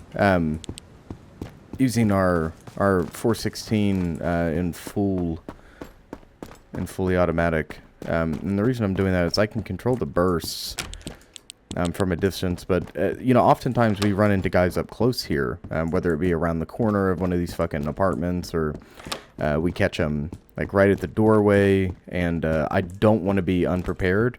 So instead of switching it back and forth and adding something else to my mental checklist that I need to do, we're just going to keep it on full, because I can fire bursts. We know that we can do that, and we know we're effective at doing that. And it works. It works just fine. Sometimes the first round misses and the second round hits him. Okay, nothing here.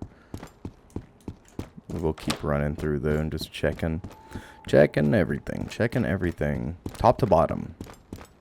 Let's talk about a feature real quick while we're just running around that I would like to see, and that's a little bit more detailed weapon customization here. It doesn't have to be anything crazy. Again, less can be more. I would like the option to choose our positioning on certain things. I do like that we can manipulate our scope and do so in the field, or our optic on top. I think that's awesome, and it's surprising that you don't see stuff like that with even with games that are built around customization. Essentially, they don't have little features like that. It's so bizarre, like the disconnect, and you never see them like. You never see them go back and fix or add features like that. It seems like it's just out of sight, out of mind, or some shit. I can never tell. But I would like the option to add a canted optic, because I like a LPVO, and you have to. Your rifle itself is a tool, right? And it needs to be built for purpose, right? So generally speaking, you can create, and oftentimes in games like this, we do create a GP rifle, a general purpose rifle that we can use for every engagement, right? And right now I'm carrying what I would consider a good GP.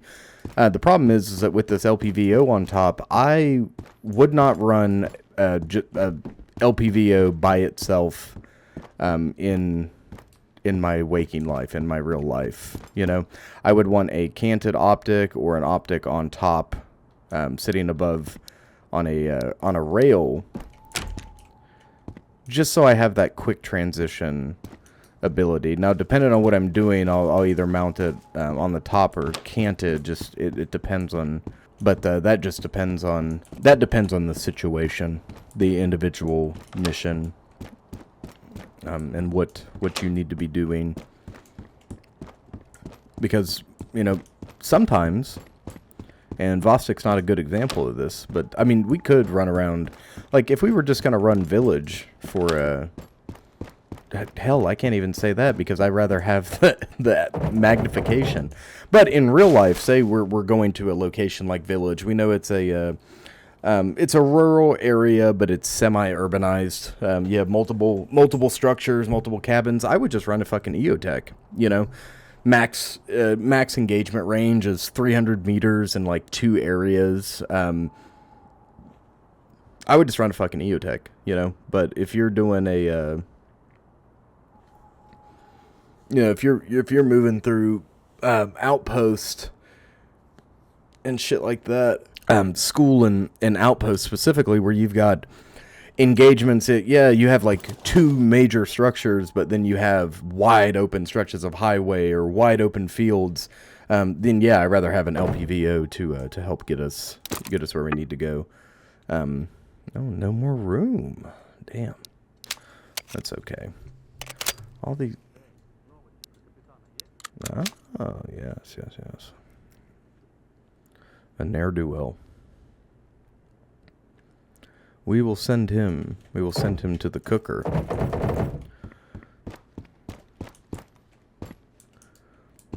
But again, rifle setup is really like how do I say?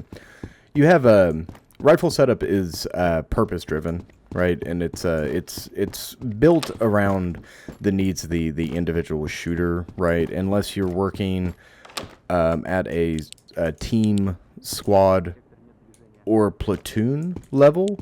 If you have a standard that you must adhere to, then that's one thing. But if you don't have a standard and you're serving a role, it's role built, it's purpose driven, right? Oh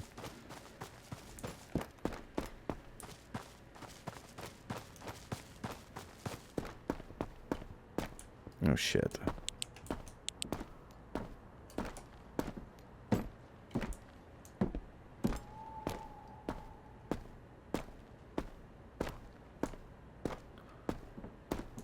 Oh shit is right.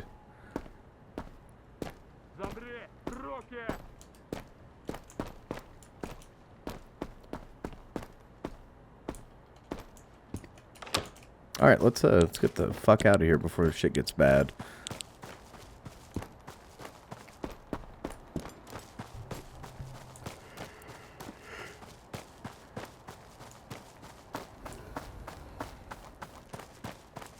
Like, here, for example, Vostok, the only reason I like the LPVO in games, too, because I can put the fucking dot right on the enemy's head, but in real life, I rather have control over my weapon, and I rather have a lighter weapon. These optics are pretty notoriously heavy. Bigger optics just mean more weight, and weight is not something that you ever want to deal with, because I don't care how fucking big your arms are, or how strong you are. You know, if you're running with a full kit for an extended period of time, and your rifle is, you know, 8, 9, 10 pounds, you're fucking miserable. And it's going to cause your performance to suck. That's something that I guess it's talked about more in a modern setting, but rifle weight is definitely weapon weight in general, ammo weight. That's 100% something to be considered. In a video game, we can do whatever the fuck we want, dude. And you've seen me, like, I really do believe, I love a 14.5 barrel. I think it's ultimately the best barrel length for all missions. But you see me run 20-inch barrels, you know, for a SPR rifle and be happy as a clam. I mean, I love the additional velocity. Now, the weight and stuff, that's not something you can, you know, effectively utilize for CQB for extended periods of time. And I know there is evidence of it being used for extended periods of time. Look at Fallujah. It's possible, but because it's possible does not mean it's practical, nor does it mean it's comfortable to do. Little bastard there. I see you. All right, very good. But yeah, can you clear rooms with the M16? Yeah, absolutely. Or a full 20-inch barrel. Do you want to? No, you do not. Do you want to carry that? That's something, a special purpose rifle, this is another thing I think is misconstrued. You know, if you're carrying that, and you're not carrying it on a sling or something, you're going to be fucking smoked by the time you get wherever you're going. That is meant to be fired from a tripod or a supported bipod. It, at minimum, supported on a fucking backpack or, you know, in the crook of your arm from a seated or kneeling position. That's not meant to be fucking ran in, or you're not supposed to run and gun with a SPR. I think that goes without saying. I don't think I'm telling you anything you don't know, but you know. And then the argument of, like, can a 10.3 or a 10.5 do everything that a 14.5 can in a smaller package? No. Have you ever shot a fucking 10.3 or 10.5 for an extended period of time? Do you know how much concussive force comes out of the fucking barrel of a 10.3? And you wonder why, you know, operators and shit have fucking get brain damage so goddamn often. More often than you might think. You know, the concussive fucking trauma related to firing something like that frequently, especially indoors. I don't know if you guys ever shot indoors, done any training, or perhaps even in a live combat scenario, had to fire let's say, I don't give a fuck if it's suppressed or unsuppressed, but for the sake of argument, let's say an unsuppressed weapon indoors, that shit will rock you, you know? And that's why I talk about, like, shooting in a stairwell and shit like that. That shit reverberates, especially a concrete stairwell like you see there in Vostok. That shit reverberates and it knocks your teeth around in your gums. You can feel the concussive blast behind your eyes and in your head. And that's why I talk about CQB sucking so bad. It's because it's so fucking hot and claustrophobic and everything's pushing down on you. It's like you have weights on your shoulders. You know, weights on your chest, your eyes are glued wide open, your adrenaline's flowing so heavily the entire time. You're pumping, you're fucking, you know, you're just all fucked up, dude. It's all awful. It's bad shit. I'm gonna chew this gum, as a matter of fact. I would like some gum. I would like some gum indeed. Have some gum, canned tomatoes. Get our hydration up so we can run over to our house. We have this soda too. I'll go ahead and drink. Hey, look at that.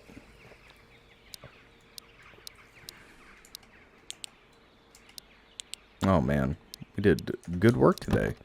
It's really difficult for us to find a Scrama 240, but we did it, and that's what matters. That's what this channel's all about, gang. Is I'm not I'm here to. I want to exist as as more of a concept in your lives. I'm not like I don't think of me as a person. Think of me as a concept. I mean, I am very much so human. I am very much so just a regular dude, and you know, this is not my entire life, but I love doing this. You know, I love playing these games. I love talking to you guys. I love the interactions. I really, really do. You guys are fucking hilarious. And what I really like, though, about this is I get to be a concept. Like, I get to be this phantom platform, you know? I get to exist. It's almost like existing in superposition. Like, this is a... You know, it's an extension of myself. And, I don't know, the channel is all about overcoming adversity and struggling, you know, and struggling to... tackling challenges even though we're struggling, right? Overcoming difficult evolutions, being stronger, both having the mental fortitude and the fucking physical fortitude and the fitness and whatnot to overcome our tasks. You know, to observe the world, observe these worlds, and have an opinion on them, and have a deeper connection to the world. And beyond that, beyond the game, beyond the classroom, as they say, out in your waking life, you know, to activate those concepts, to use them in real world situations, and you know, being able to maybe you find something that just tickles your fancy so much. Like for me right now, it's Finland.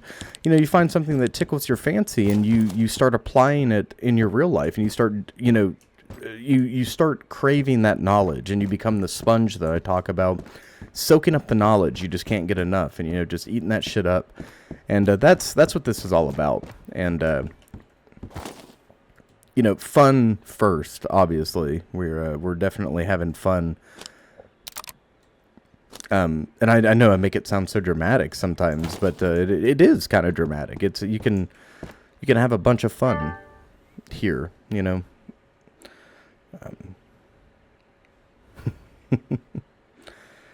Oh boy. Now I do want to see something. What does this accept? It only accepts the rider. We can put an RSO on top of that. RSO. We've never found an RSO. We found an RMO, like this guy. What the fuck is the RSO? I don't know. We'll get the RMR and that's probably it. What do you say? Man, this goes for a shit ton of money.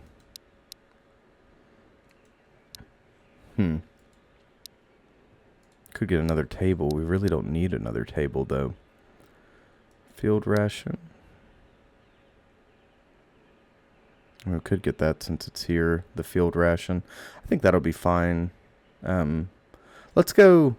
Before I let you folks go here, why don't we run together off to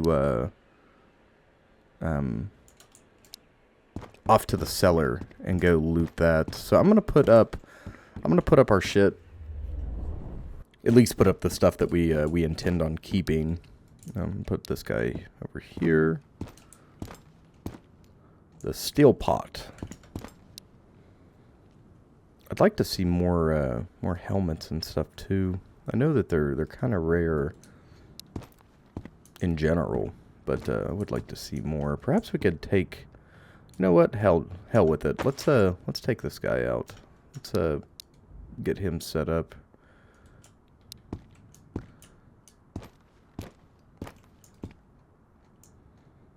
It's starting to look like a fucking team room in here, isn't it?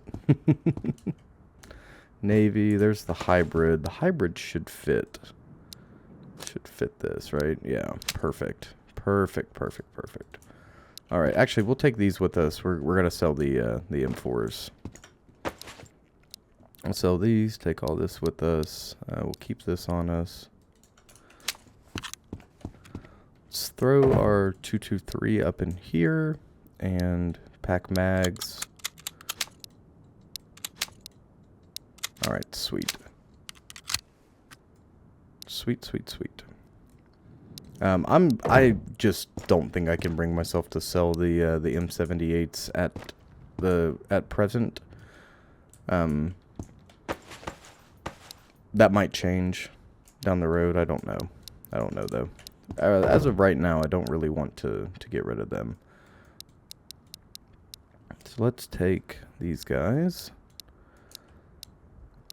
with us. Let's go put our gosh darn sugar over here and our yeast. Okay, get our knives together. I'm gonna take this one and put it back in our inventory slot.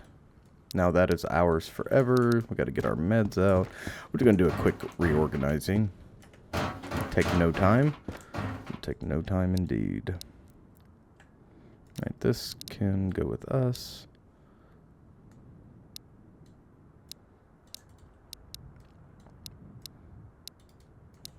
Got another one of these suckers. Very good. Alright, these are coming with us too. We got 2 additional grenades, which is really neat. An RGD5 and an F1. Very good. Oh my god, we have so many fucking grenades. And an M43, I forgot about this. Nice. Hell yeah, dude. Alright, and then we'll put this field ration out on display. Menu number 1. What's menu number 1 in your country? Oh, hold on. My apologies. My apologies as we look for... the POSP... No, this is definitely for the...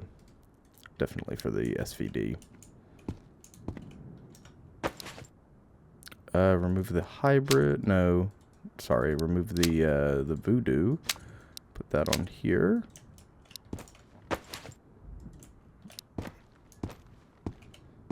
You back there. Very good.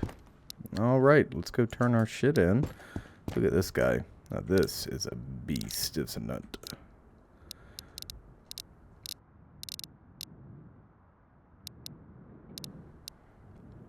Oh yeah, this will be a fun rifle to use. Can't wait. Can't fucking wait. Alright, all that goes in there. Actually, I'm gonna set that up a little bit. How's that look? Yeah, that's perfect. Alright, gang, let's go, let's take off.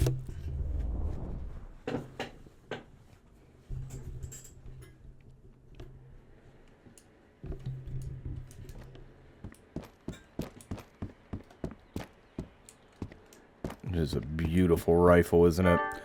Okay, friend, what do you have? What do you have for me? First and foremost, let's get good stuff cheap. We'll do this. On se tekijämies kerta kaikkiaan. Alright, down to 60% tax. Fuck yeah, dude. Fuck yeah, that's fantastic. Phenomenal, even. We'll take all of that from you. I already have a barrel. We don't need another conversion. Target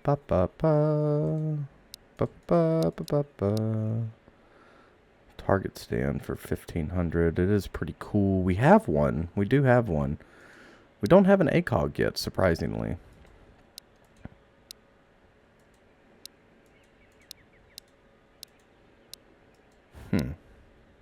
Noissa ysivillisissä on just se paha, että ne ehkä ja ehkä menee naapurin ovesta läpi, ja siihen se ilo sit loppuukin.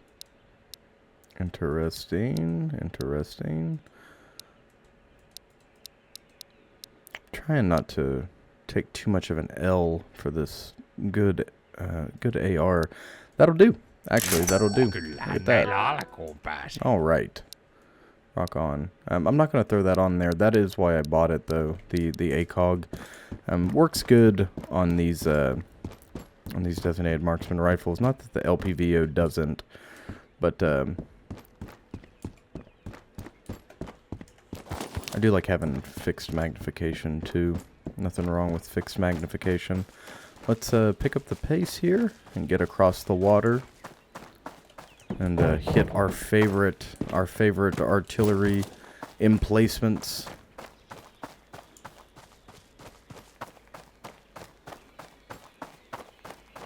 Fingers crossed that there's an IFAC waiting for us up here.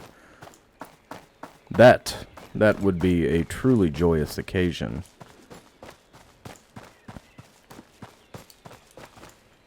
The humble IFAC, so hard to find, takes up one slot, cures just about every ailment, every physical ailment, whereas the AFAC cures every physical ailment alongside every mental ailment we could possibly receive. I think it also cures frostbite and shit.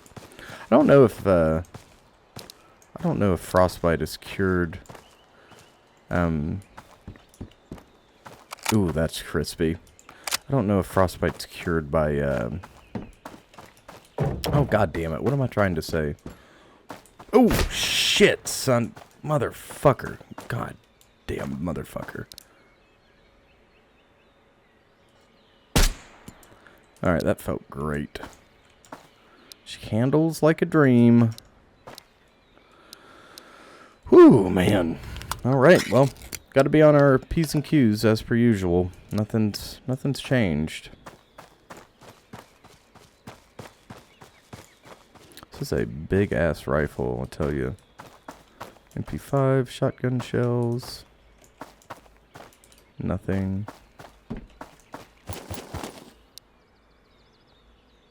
Another MP5. What's that? 545? Holy shit. It's a rare find on the ground out here. I guess we can take this with us.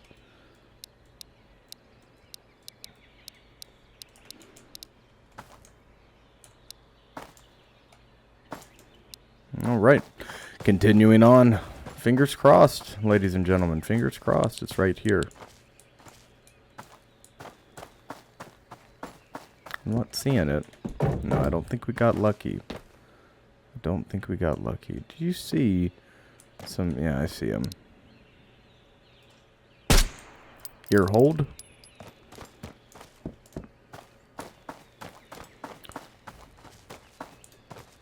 I'm sure the bandits are shaking in their boots, listening to the suppressed crack of 308, unable to pin down where exactly I'm firing from. I keep them up at night. My raids at all hours of the night, I am a true guerrilla fighter. A psychological warfare master. A legend in the asymmetric warfare world.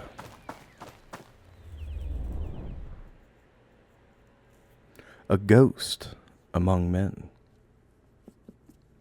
A formless specter shaping the face of the modern battlefield. The road to Vostok is paved with the corpses of the souls of the damned.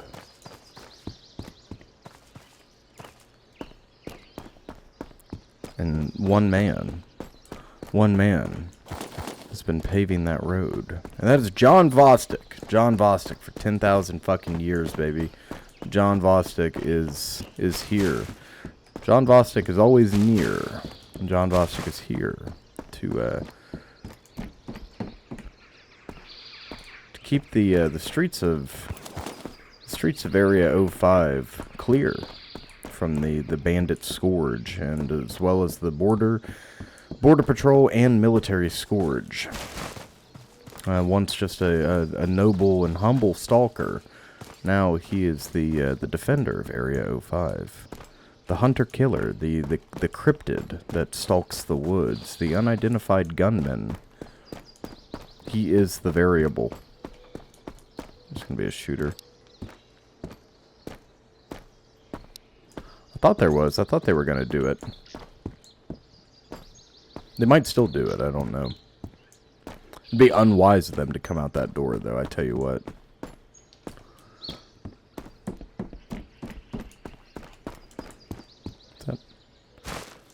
It's a bizarre thing to find on the ground. Just one 9mm round.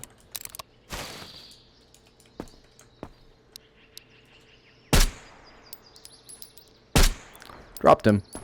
You can actually see the ear hole shot. I missed that first one. I think I was trying to lead him too much.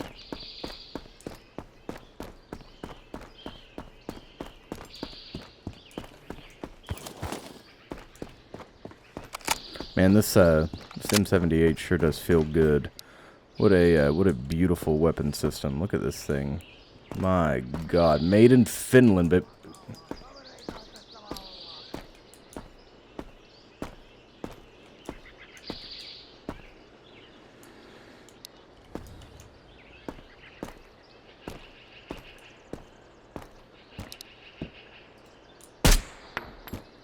see the pink mist come out of his head there. We had that optic so perfectly centered on his nog that we be shooting people in the fucking eye holes a lot, and that's just the way it is. Oh, kit check today. I'm wearing an original 80s, late 80s Vietnam tiger stripe short sleeve shirt with the sleeves rolled. And some gun shorts, some like modified silkies. I didn't put kit on today to play Vostok. I have been for the immersion's sake. I've been having a lot of fun doing so too. And I slink back in here. My wife comes in and looks at me. She's just happy I'm happy.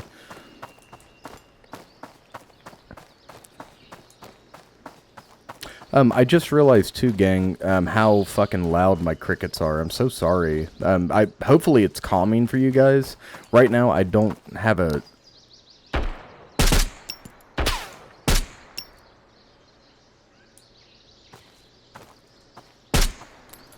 Okay. This is expensive ammo to be shelling out like that. Sons of bitches. Alright. In we go. Last time I was so fucking scared to come down here. I'm still kind of scared. It's a good... surely a good, good Glock. 94%. I'd expect no less out of here. Ah, we got a level 3A plate. Navy suppressor. Helmet. It's pretty cool. I mean, it's not... oh, we're going to take this for immersion's sake. We're going to take this home. Alright, well, didn't find anything astonishing, but it's better than not finding anything. And that is for sure. That is for sure. Why did I leave these to take 2 spots? That's silly. Alright. We should honestly put these up vertically. Yeah, there we go.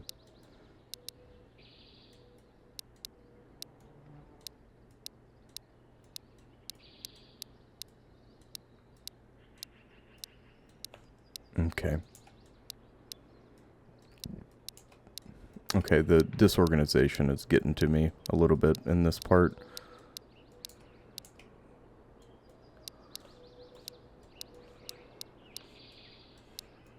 Okay, that's fine. I need to stop looking at it.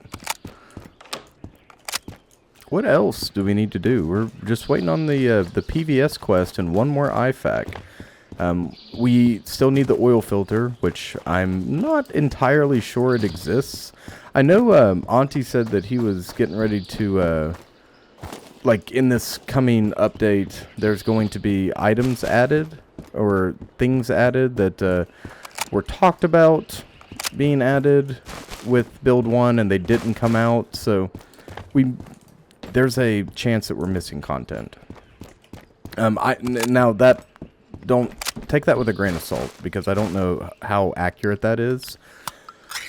But I'd say the chance isn't zero that the oil filter just doesn't exist because it didn't fucking fit. Or maybe it caused like a game-breaking bug or something. You never know. I mean, anything's possible. But I've never found it, and I've never looked it up either. And maybe I should do that first. Maybe I should look it up and see what the fuck is going on.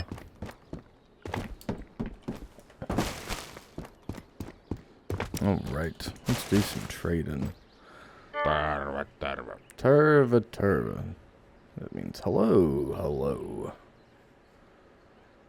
Hello, generalist. 10% tax, man. I love it. I love the work we have done to get down this low.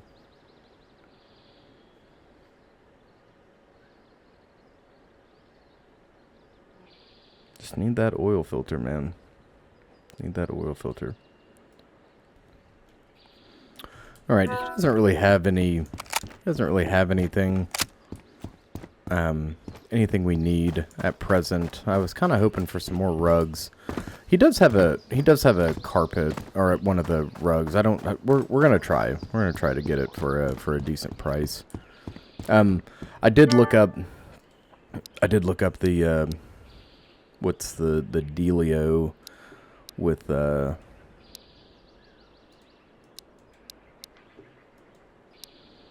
what's the deal with the oh, for fuck's sakes, what am I trying to say? Hold on, let me split this so I can. Jahas, kaupanteko kiinnostais? Alright, so I looked up what the rates are for the oil filter, and apparently they spawn on the ground. There's no like industrial container to spawn loot. There isn't a spawn in any container, so it spawns on the ground. And there's two places we can check. One of which is the highway, which is where we're going now, and the other is the terminal, which will have to wait for another episode. We're not going back to Vostok just yet. So, if we're lucky, we'll find it on the ground. Fingers crossed. And apparently it spawns near cars, the gas station, and terminal.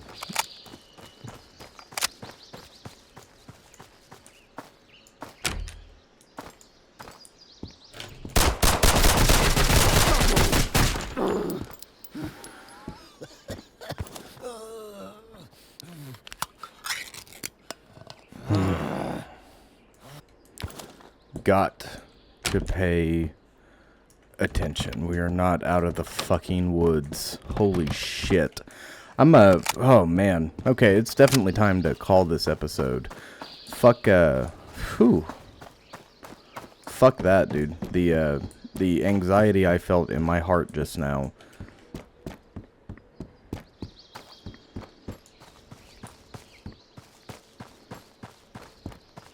He dusted our plate. That's for fucking sure. And our helmet. He hit us in the head and in the chest. Back to back like that. God damn, son.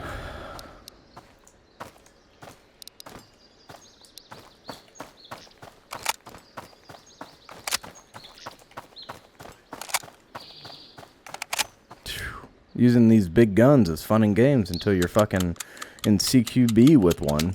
And it's definitely anxiety inducing to take contact inside like that. God damn, I was just being too man, I was just being too fucking autopilot, too lackadaisical. That shit's gonna get us fucking smoked. I've got to make sure I focus when we're getting comfy like this. I've got to keep that focus up, keep that dedication high, that motivation high. Lest we get shot in the fucking ear hole. Alright, so let's go see if we can't find... Let's go see if we can't find this over here somewhere. Should stick out pretty good. I mean, it is a brownish... brownish top khaki looking thing. Stand out about as good as the kookaroo does on the ground, I do believe.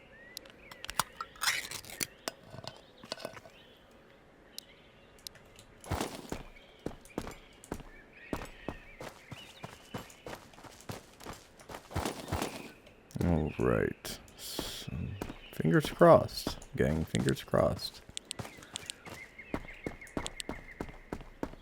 We've ran through here several times, but I never really bothered to stop and actually look because just historically haven't found anything crazy here. But I've also never found the oil filter, and I don't hang out in the places where it spawns. So that does make sense. There's a ground spawn there. There's duct tape. Good to know.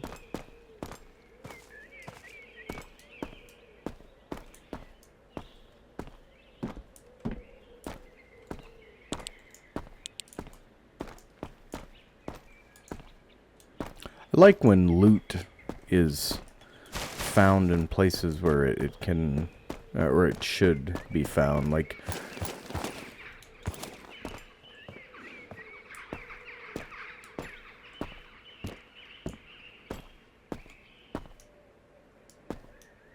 alright, well I think this one is a bust for today. I don't think we got lucky, gang, and that's alright.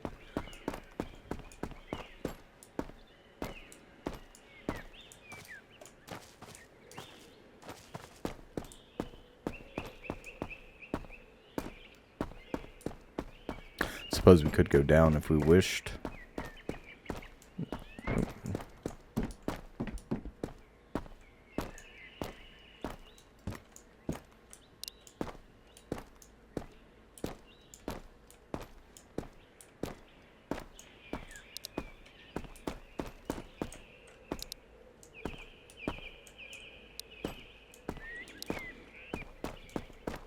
I don't know what the odds are of it spawning in in one of these cars like this. I mean, I'm sure it's not zero. We could go look real quick. We ain't got a thing going on. Pythari. La Pinranda. La Pinranda. La Pinranda. I would like to identify where the shooter's coming from. St. Petersburg.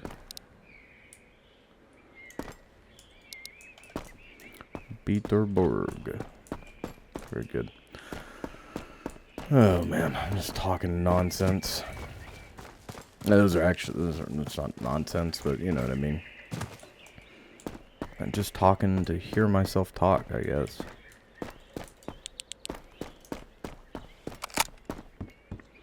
We could check the tent encampment here. The nomad camp, perhaps.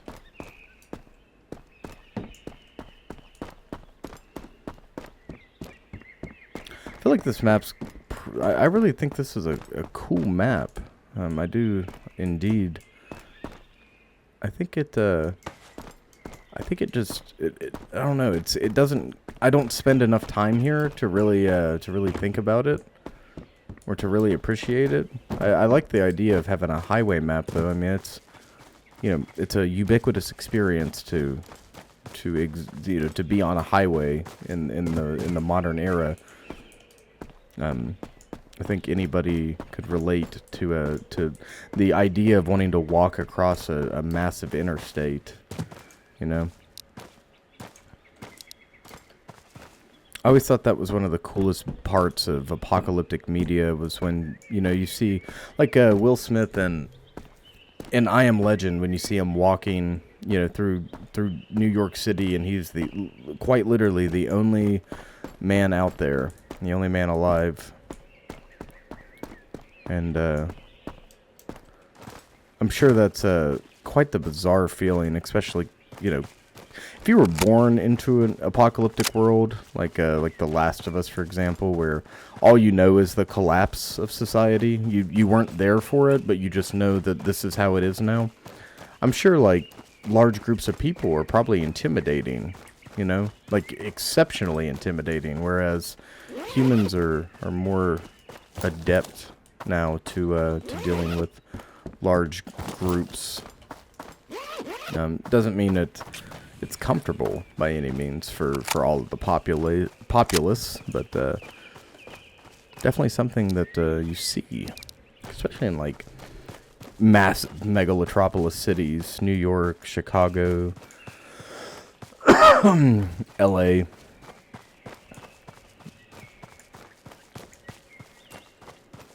The only upside to cities, in my opinion, really, is the one that, like, the anonymity, your ability to just kind of blend in and exist without having to. You blend in because there's so many people. You just kind of exist within the crowd, and also the availability of everything, just about. There are much better choices in terms of variety of, like, produce, fruits, vegetables, meat products, specialist markets, international markets. You know, there's a literally something for everyone.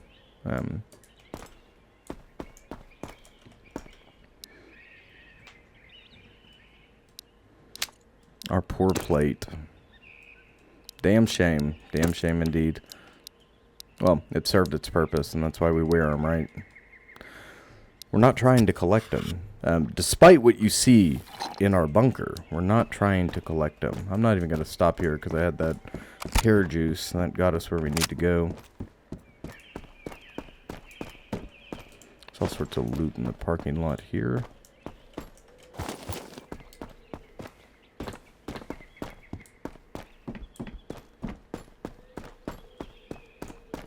We'll go check these, go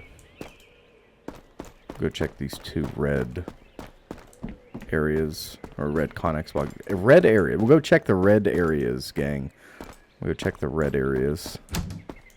This whole area is a fucking red area. Everywhere except for our shelters is a red area. Nothing on the corpse. Oh, but a bottle of water. I'll be damned. Sometimes the game surprises me. Oh yes. Oh yes. Well, we'll take that for sure. How many oil filters have I ran by? The number certainly can't be 0, can it? I'm gonna cut across the pitch here. So what we're gonna have to do coming up, I believe, is we're gonna have to load up our gear and take like one whole row or 2 rows of food and water and go to Vostok and bounce back and forth between terminal and the apartments. We don't even have to take more food than we need for the journey because we can just get it in the apartments. Yeah, if we bounce back and forth, we can hopefully find an oil filter. That does mean dealing with BTRs, attack helicopters, enemy patrols, military, and enemy patrols, and all the horrors of Vostok itself. But we do kind of shine out there in Vostok. We do shine. I kind of turned my brain off once we're back in Area 05, and that is the most dangerous fucking thing that we can do. But it's hard. It really is to be on high alert all the time. And see me being conscientious here and taking the fucking wood line.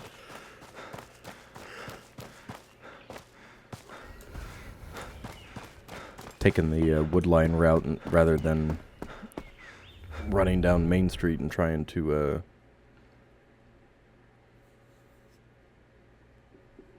opening myself up to gunfire. Another beautiful night.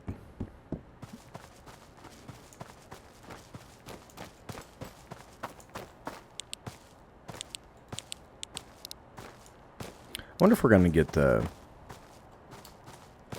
gonna get weapon lights at any point.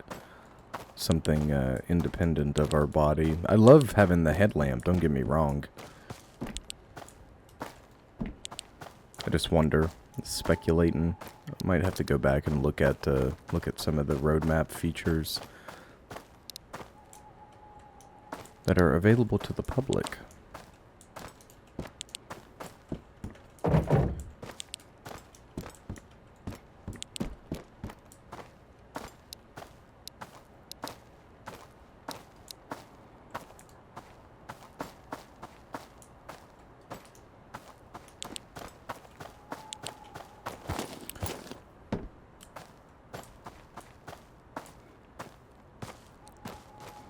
The downside to the M78 is it takes up my whole screen.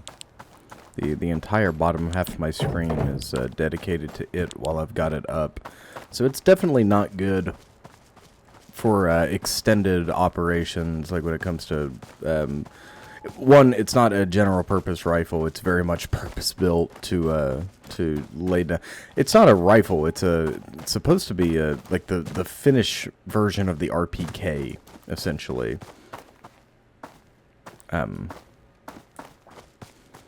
It's a squad automatic weapon, or a squad, a crew, not crew served, but a squad weapon like that.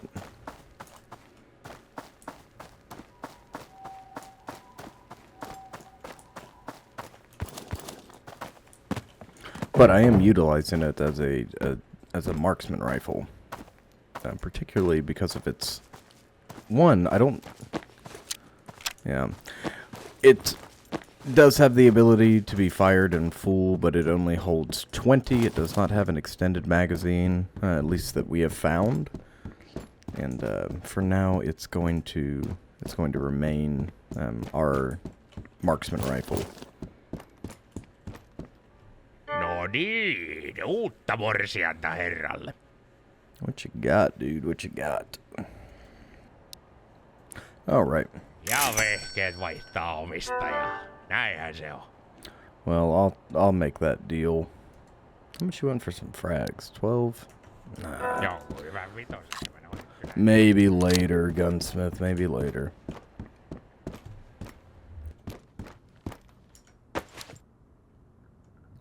Let's go back real quick and see if we can't force a trade with him. Where should we put our backpack, I wonder? In the corner? Look, it's even got the Savada branding. Very cool.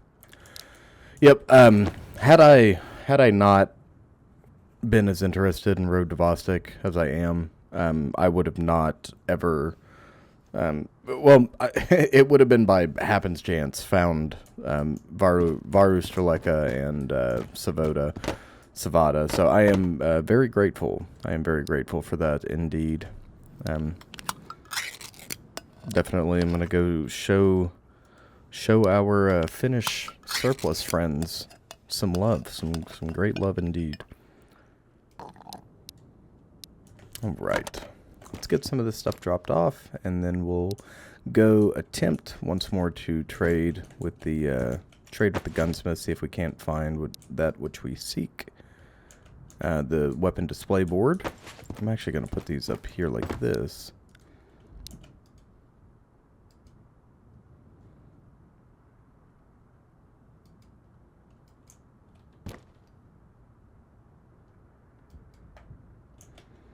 Okie dokie. And the ACOG, perfect. All right. This is really cool. I love it here. I absolutely love it. Put another steel pot over here. Put our ammo up. We've got field rations. Very good. Menu number 1. I still haven't looked at what that is. We'll have to do that coming up. All this can stay with me. And the F1 goes in our grenade corner over here, which I'll find something better to do with these eventually. For now, this is just what's working. Okay.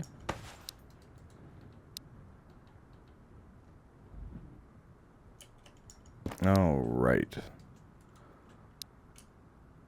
water needs to go with the waters, lest I forget it. Very good. We have enough water to make 2 separate. We haven't found a coffee master yet. Fuck me, dude. We have enough water to make Killju. We need to find some buckets. We need to find some buckets, indeed. That'll be in the next part. Look at this guy, though. Wow, fancy. Very fancy. What do you think? I like a lot. I like this a lot, too. This is a beautiful rifle. Holy shit. Made in Finland, baby. Made in Finland. Oh yeah. So here's the example again. So no optic. We have to be on our P's and Q's when we're shooting. We have to have that flat top between our front sight and our rear sight aperture, right? And there's a lot of margin for error when drawing and shooting, getting that perfect, unless you're an expert, but not everyone is. And then you throw the red dot on there, right? And you draw, and it gives you your error margin. It focuses your sight into this window, and you just put the fucking dot where you want the round to strike. Then you could go into talking about height over bore and all that nonsense, but that's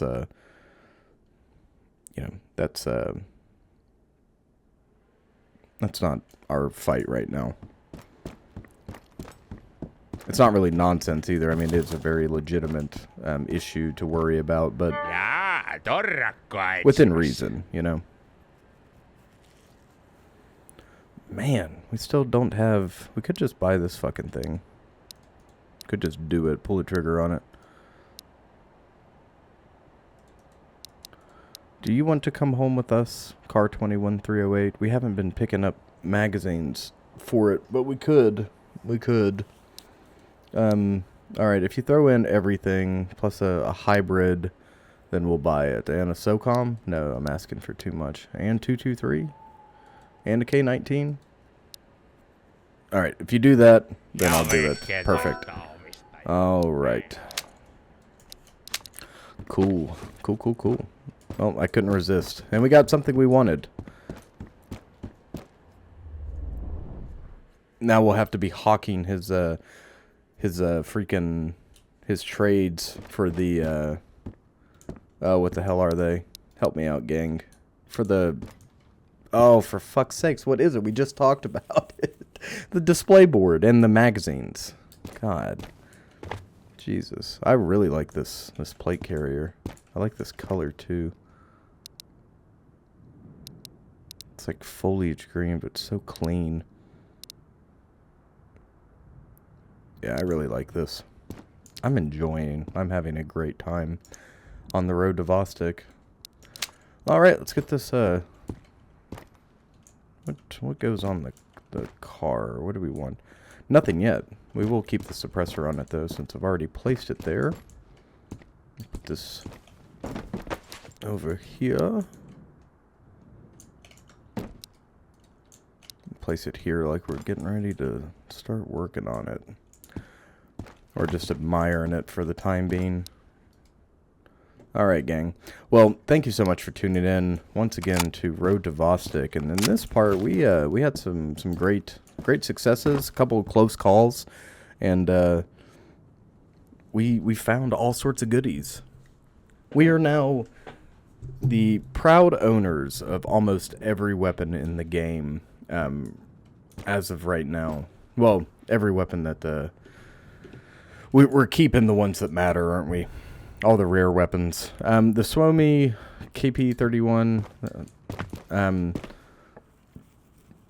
I haven't been keeping the KP-31 because I'm not really confident using 9 against a lot of targets. It takes several additional shots to kill, and it's dangerous for us to be using it. Now, the pistol, on the other hand, I'm carrying this pistol because it holds more, and I can put the shots on target really well. With the MP5, I've tried it before, and I end up spraying. I spend a lot of ammo trying to kill guys, and sometimes it gets us killed as a result. I end up using it like I do a rifle, and I might as well just fucking carry around a rifle, But anyways, Road to Vostok. We're almost done with all of the quests. And then we've got some interesting things. We have actually tomorrow, holy shit, Outpost gets compromised. That is nerve-wracking indeed. That is something scary to think about. And I wonder what that means for our shelter. Hopefully nothing. Given the previous events, the situation at the border zone is escalating quickly and nearby areas face the consequences. Military BTRs can now enter the outpost map and Area 05 is no longer considered safe. News of the event spread quickly among Area 05 locals and traders, but it is only considered rumors by the media and authorities outside of Area 05. Well, that is definitely concerning.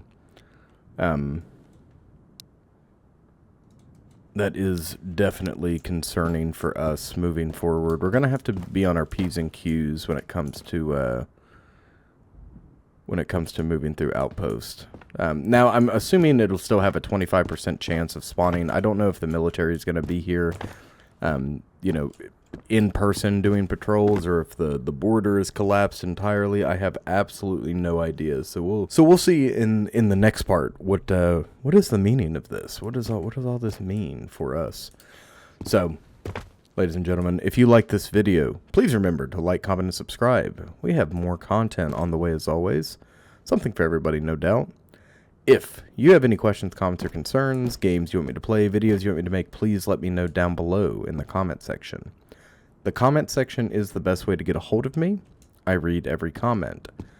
If you want to play Road to Vostok for yourself and experience the joy that is finished culture and lore, and hang a what is this called? A hook and latch wall carpet up in your home, then come on down. Come on down. Come play Road to Vostok. It's great. It's got a fantastic dev. And all sorts of goodies in stock for us. Oh, wait. When did we get this? When the hell did we do this? Oh my god, I'm losing it. How long have we had this? And I've just been fucking oblivious. Oh man, hold on. This changes everything. This is definitely going to change our layout, isn't it? Lord have mercy.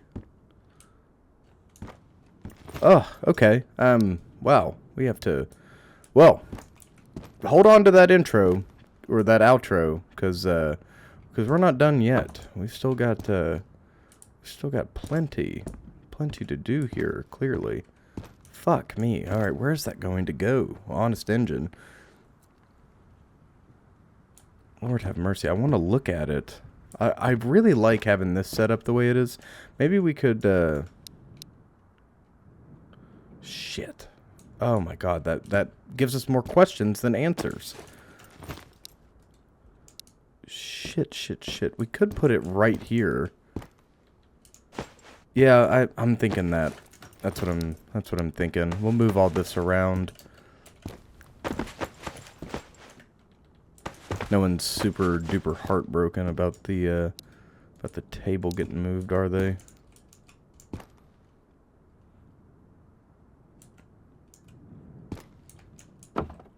Oh yeah. Oh yeah. That's how you say the good stuff. Yes. Alright, then we can put this directly behind it and not lose its functionality. Actually, if anything, makes it more functional.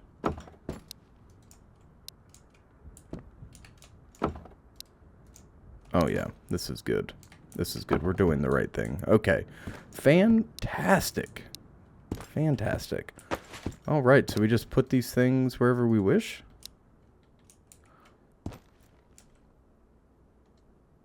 Oh my god, it snaps into place too. Holy shit.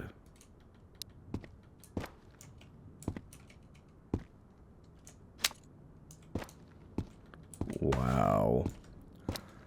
Now this is living luxurious. This is living luxuriously. Indeed.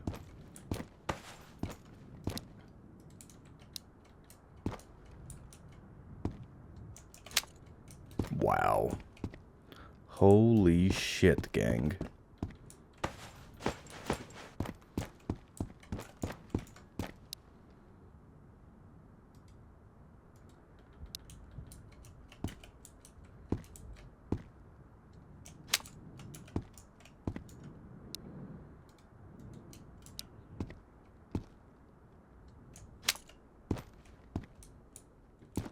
Oh my god.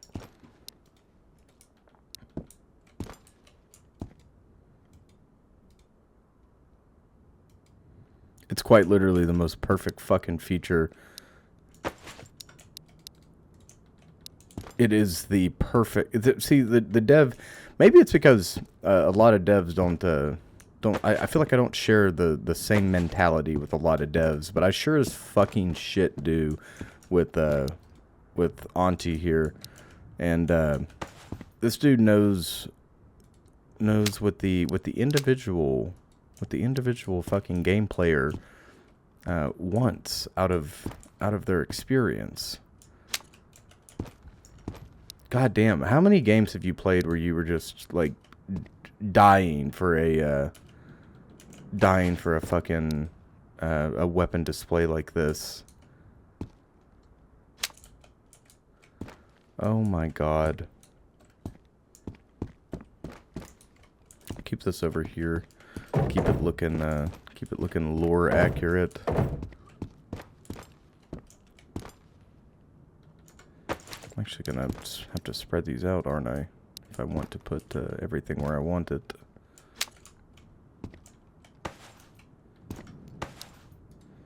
We're gonna mess with this for a second. Actually, I can throw some music on for you folks, can't I?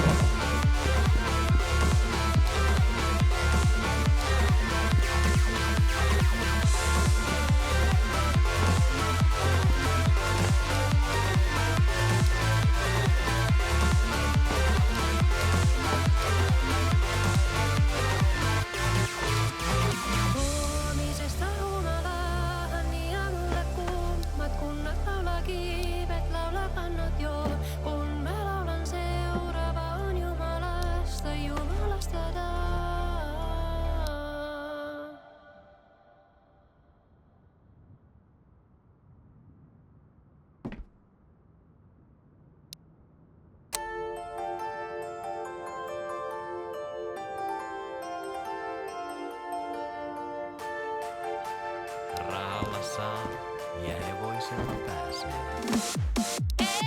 Ei taantuvasti harmaan käski mennä muille maille.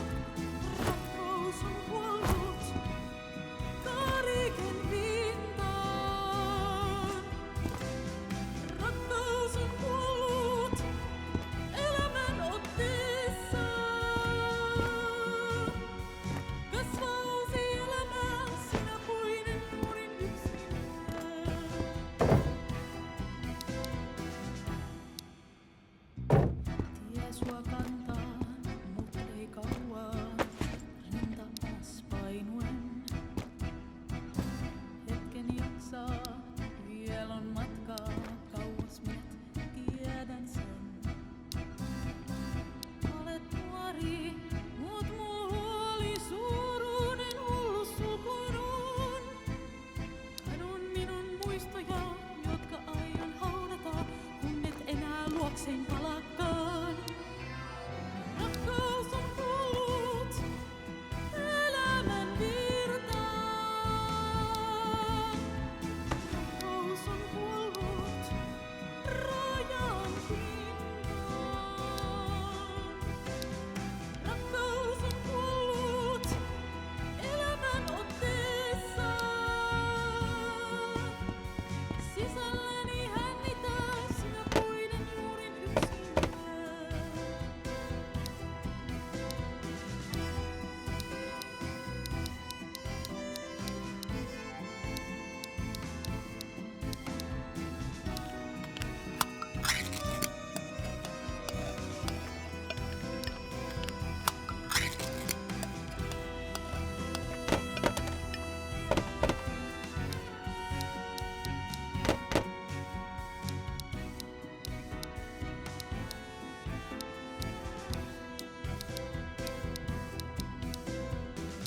Ei kangas metsä, kauaa estä vaaroin sinut pyytän. Luottamus suuri on se juuri syy, miksi sinut löytään. Kun olet peitossa kariken huomassa kerroksessa metsän keskellä. Rakkaus on kuollut elämän virtaan. Rakkaus on kuollut rajan Alright, gang. So this is actually going to be the end of the video now. I've totally forgotten we had a display board, and look at that. Isn't that just the most fantastic thing?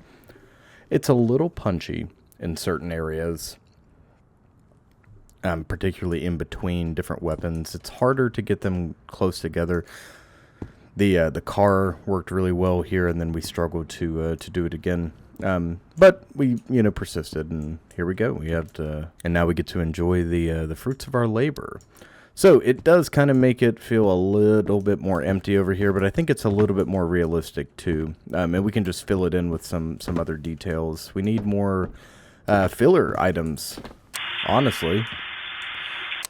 We definitely need more filler items. We have all of our cool guys stuff over here. This is our weapons maintenance station.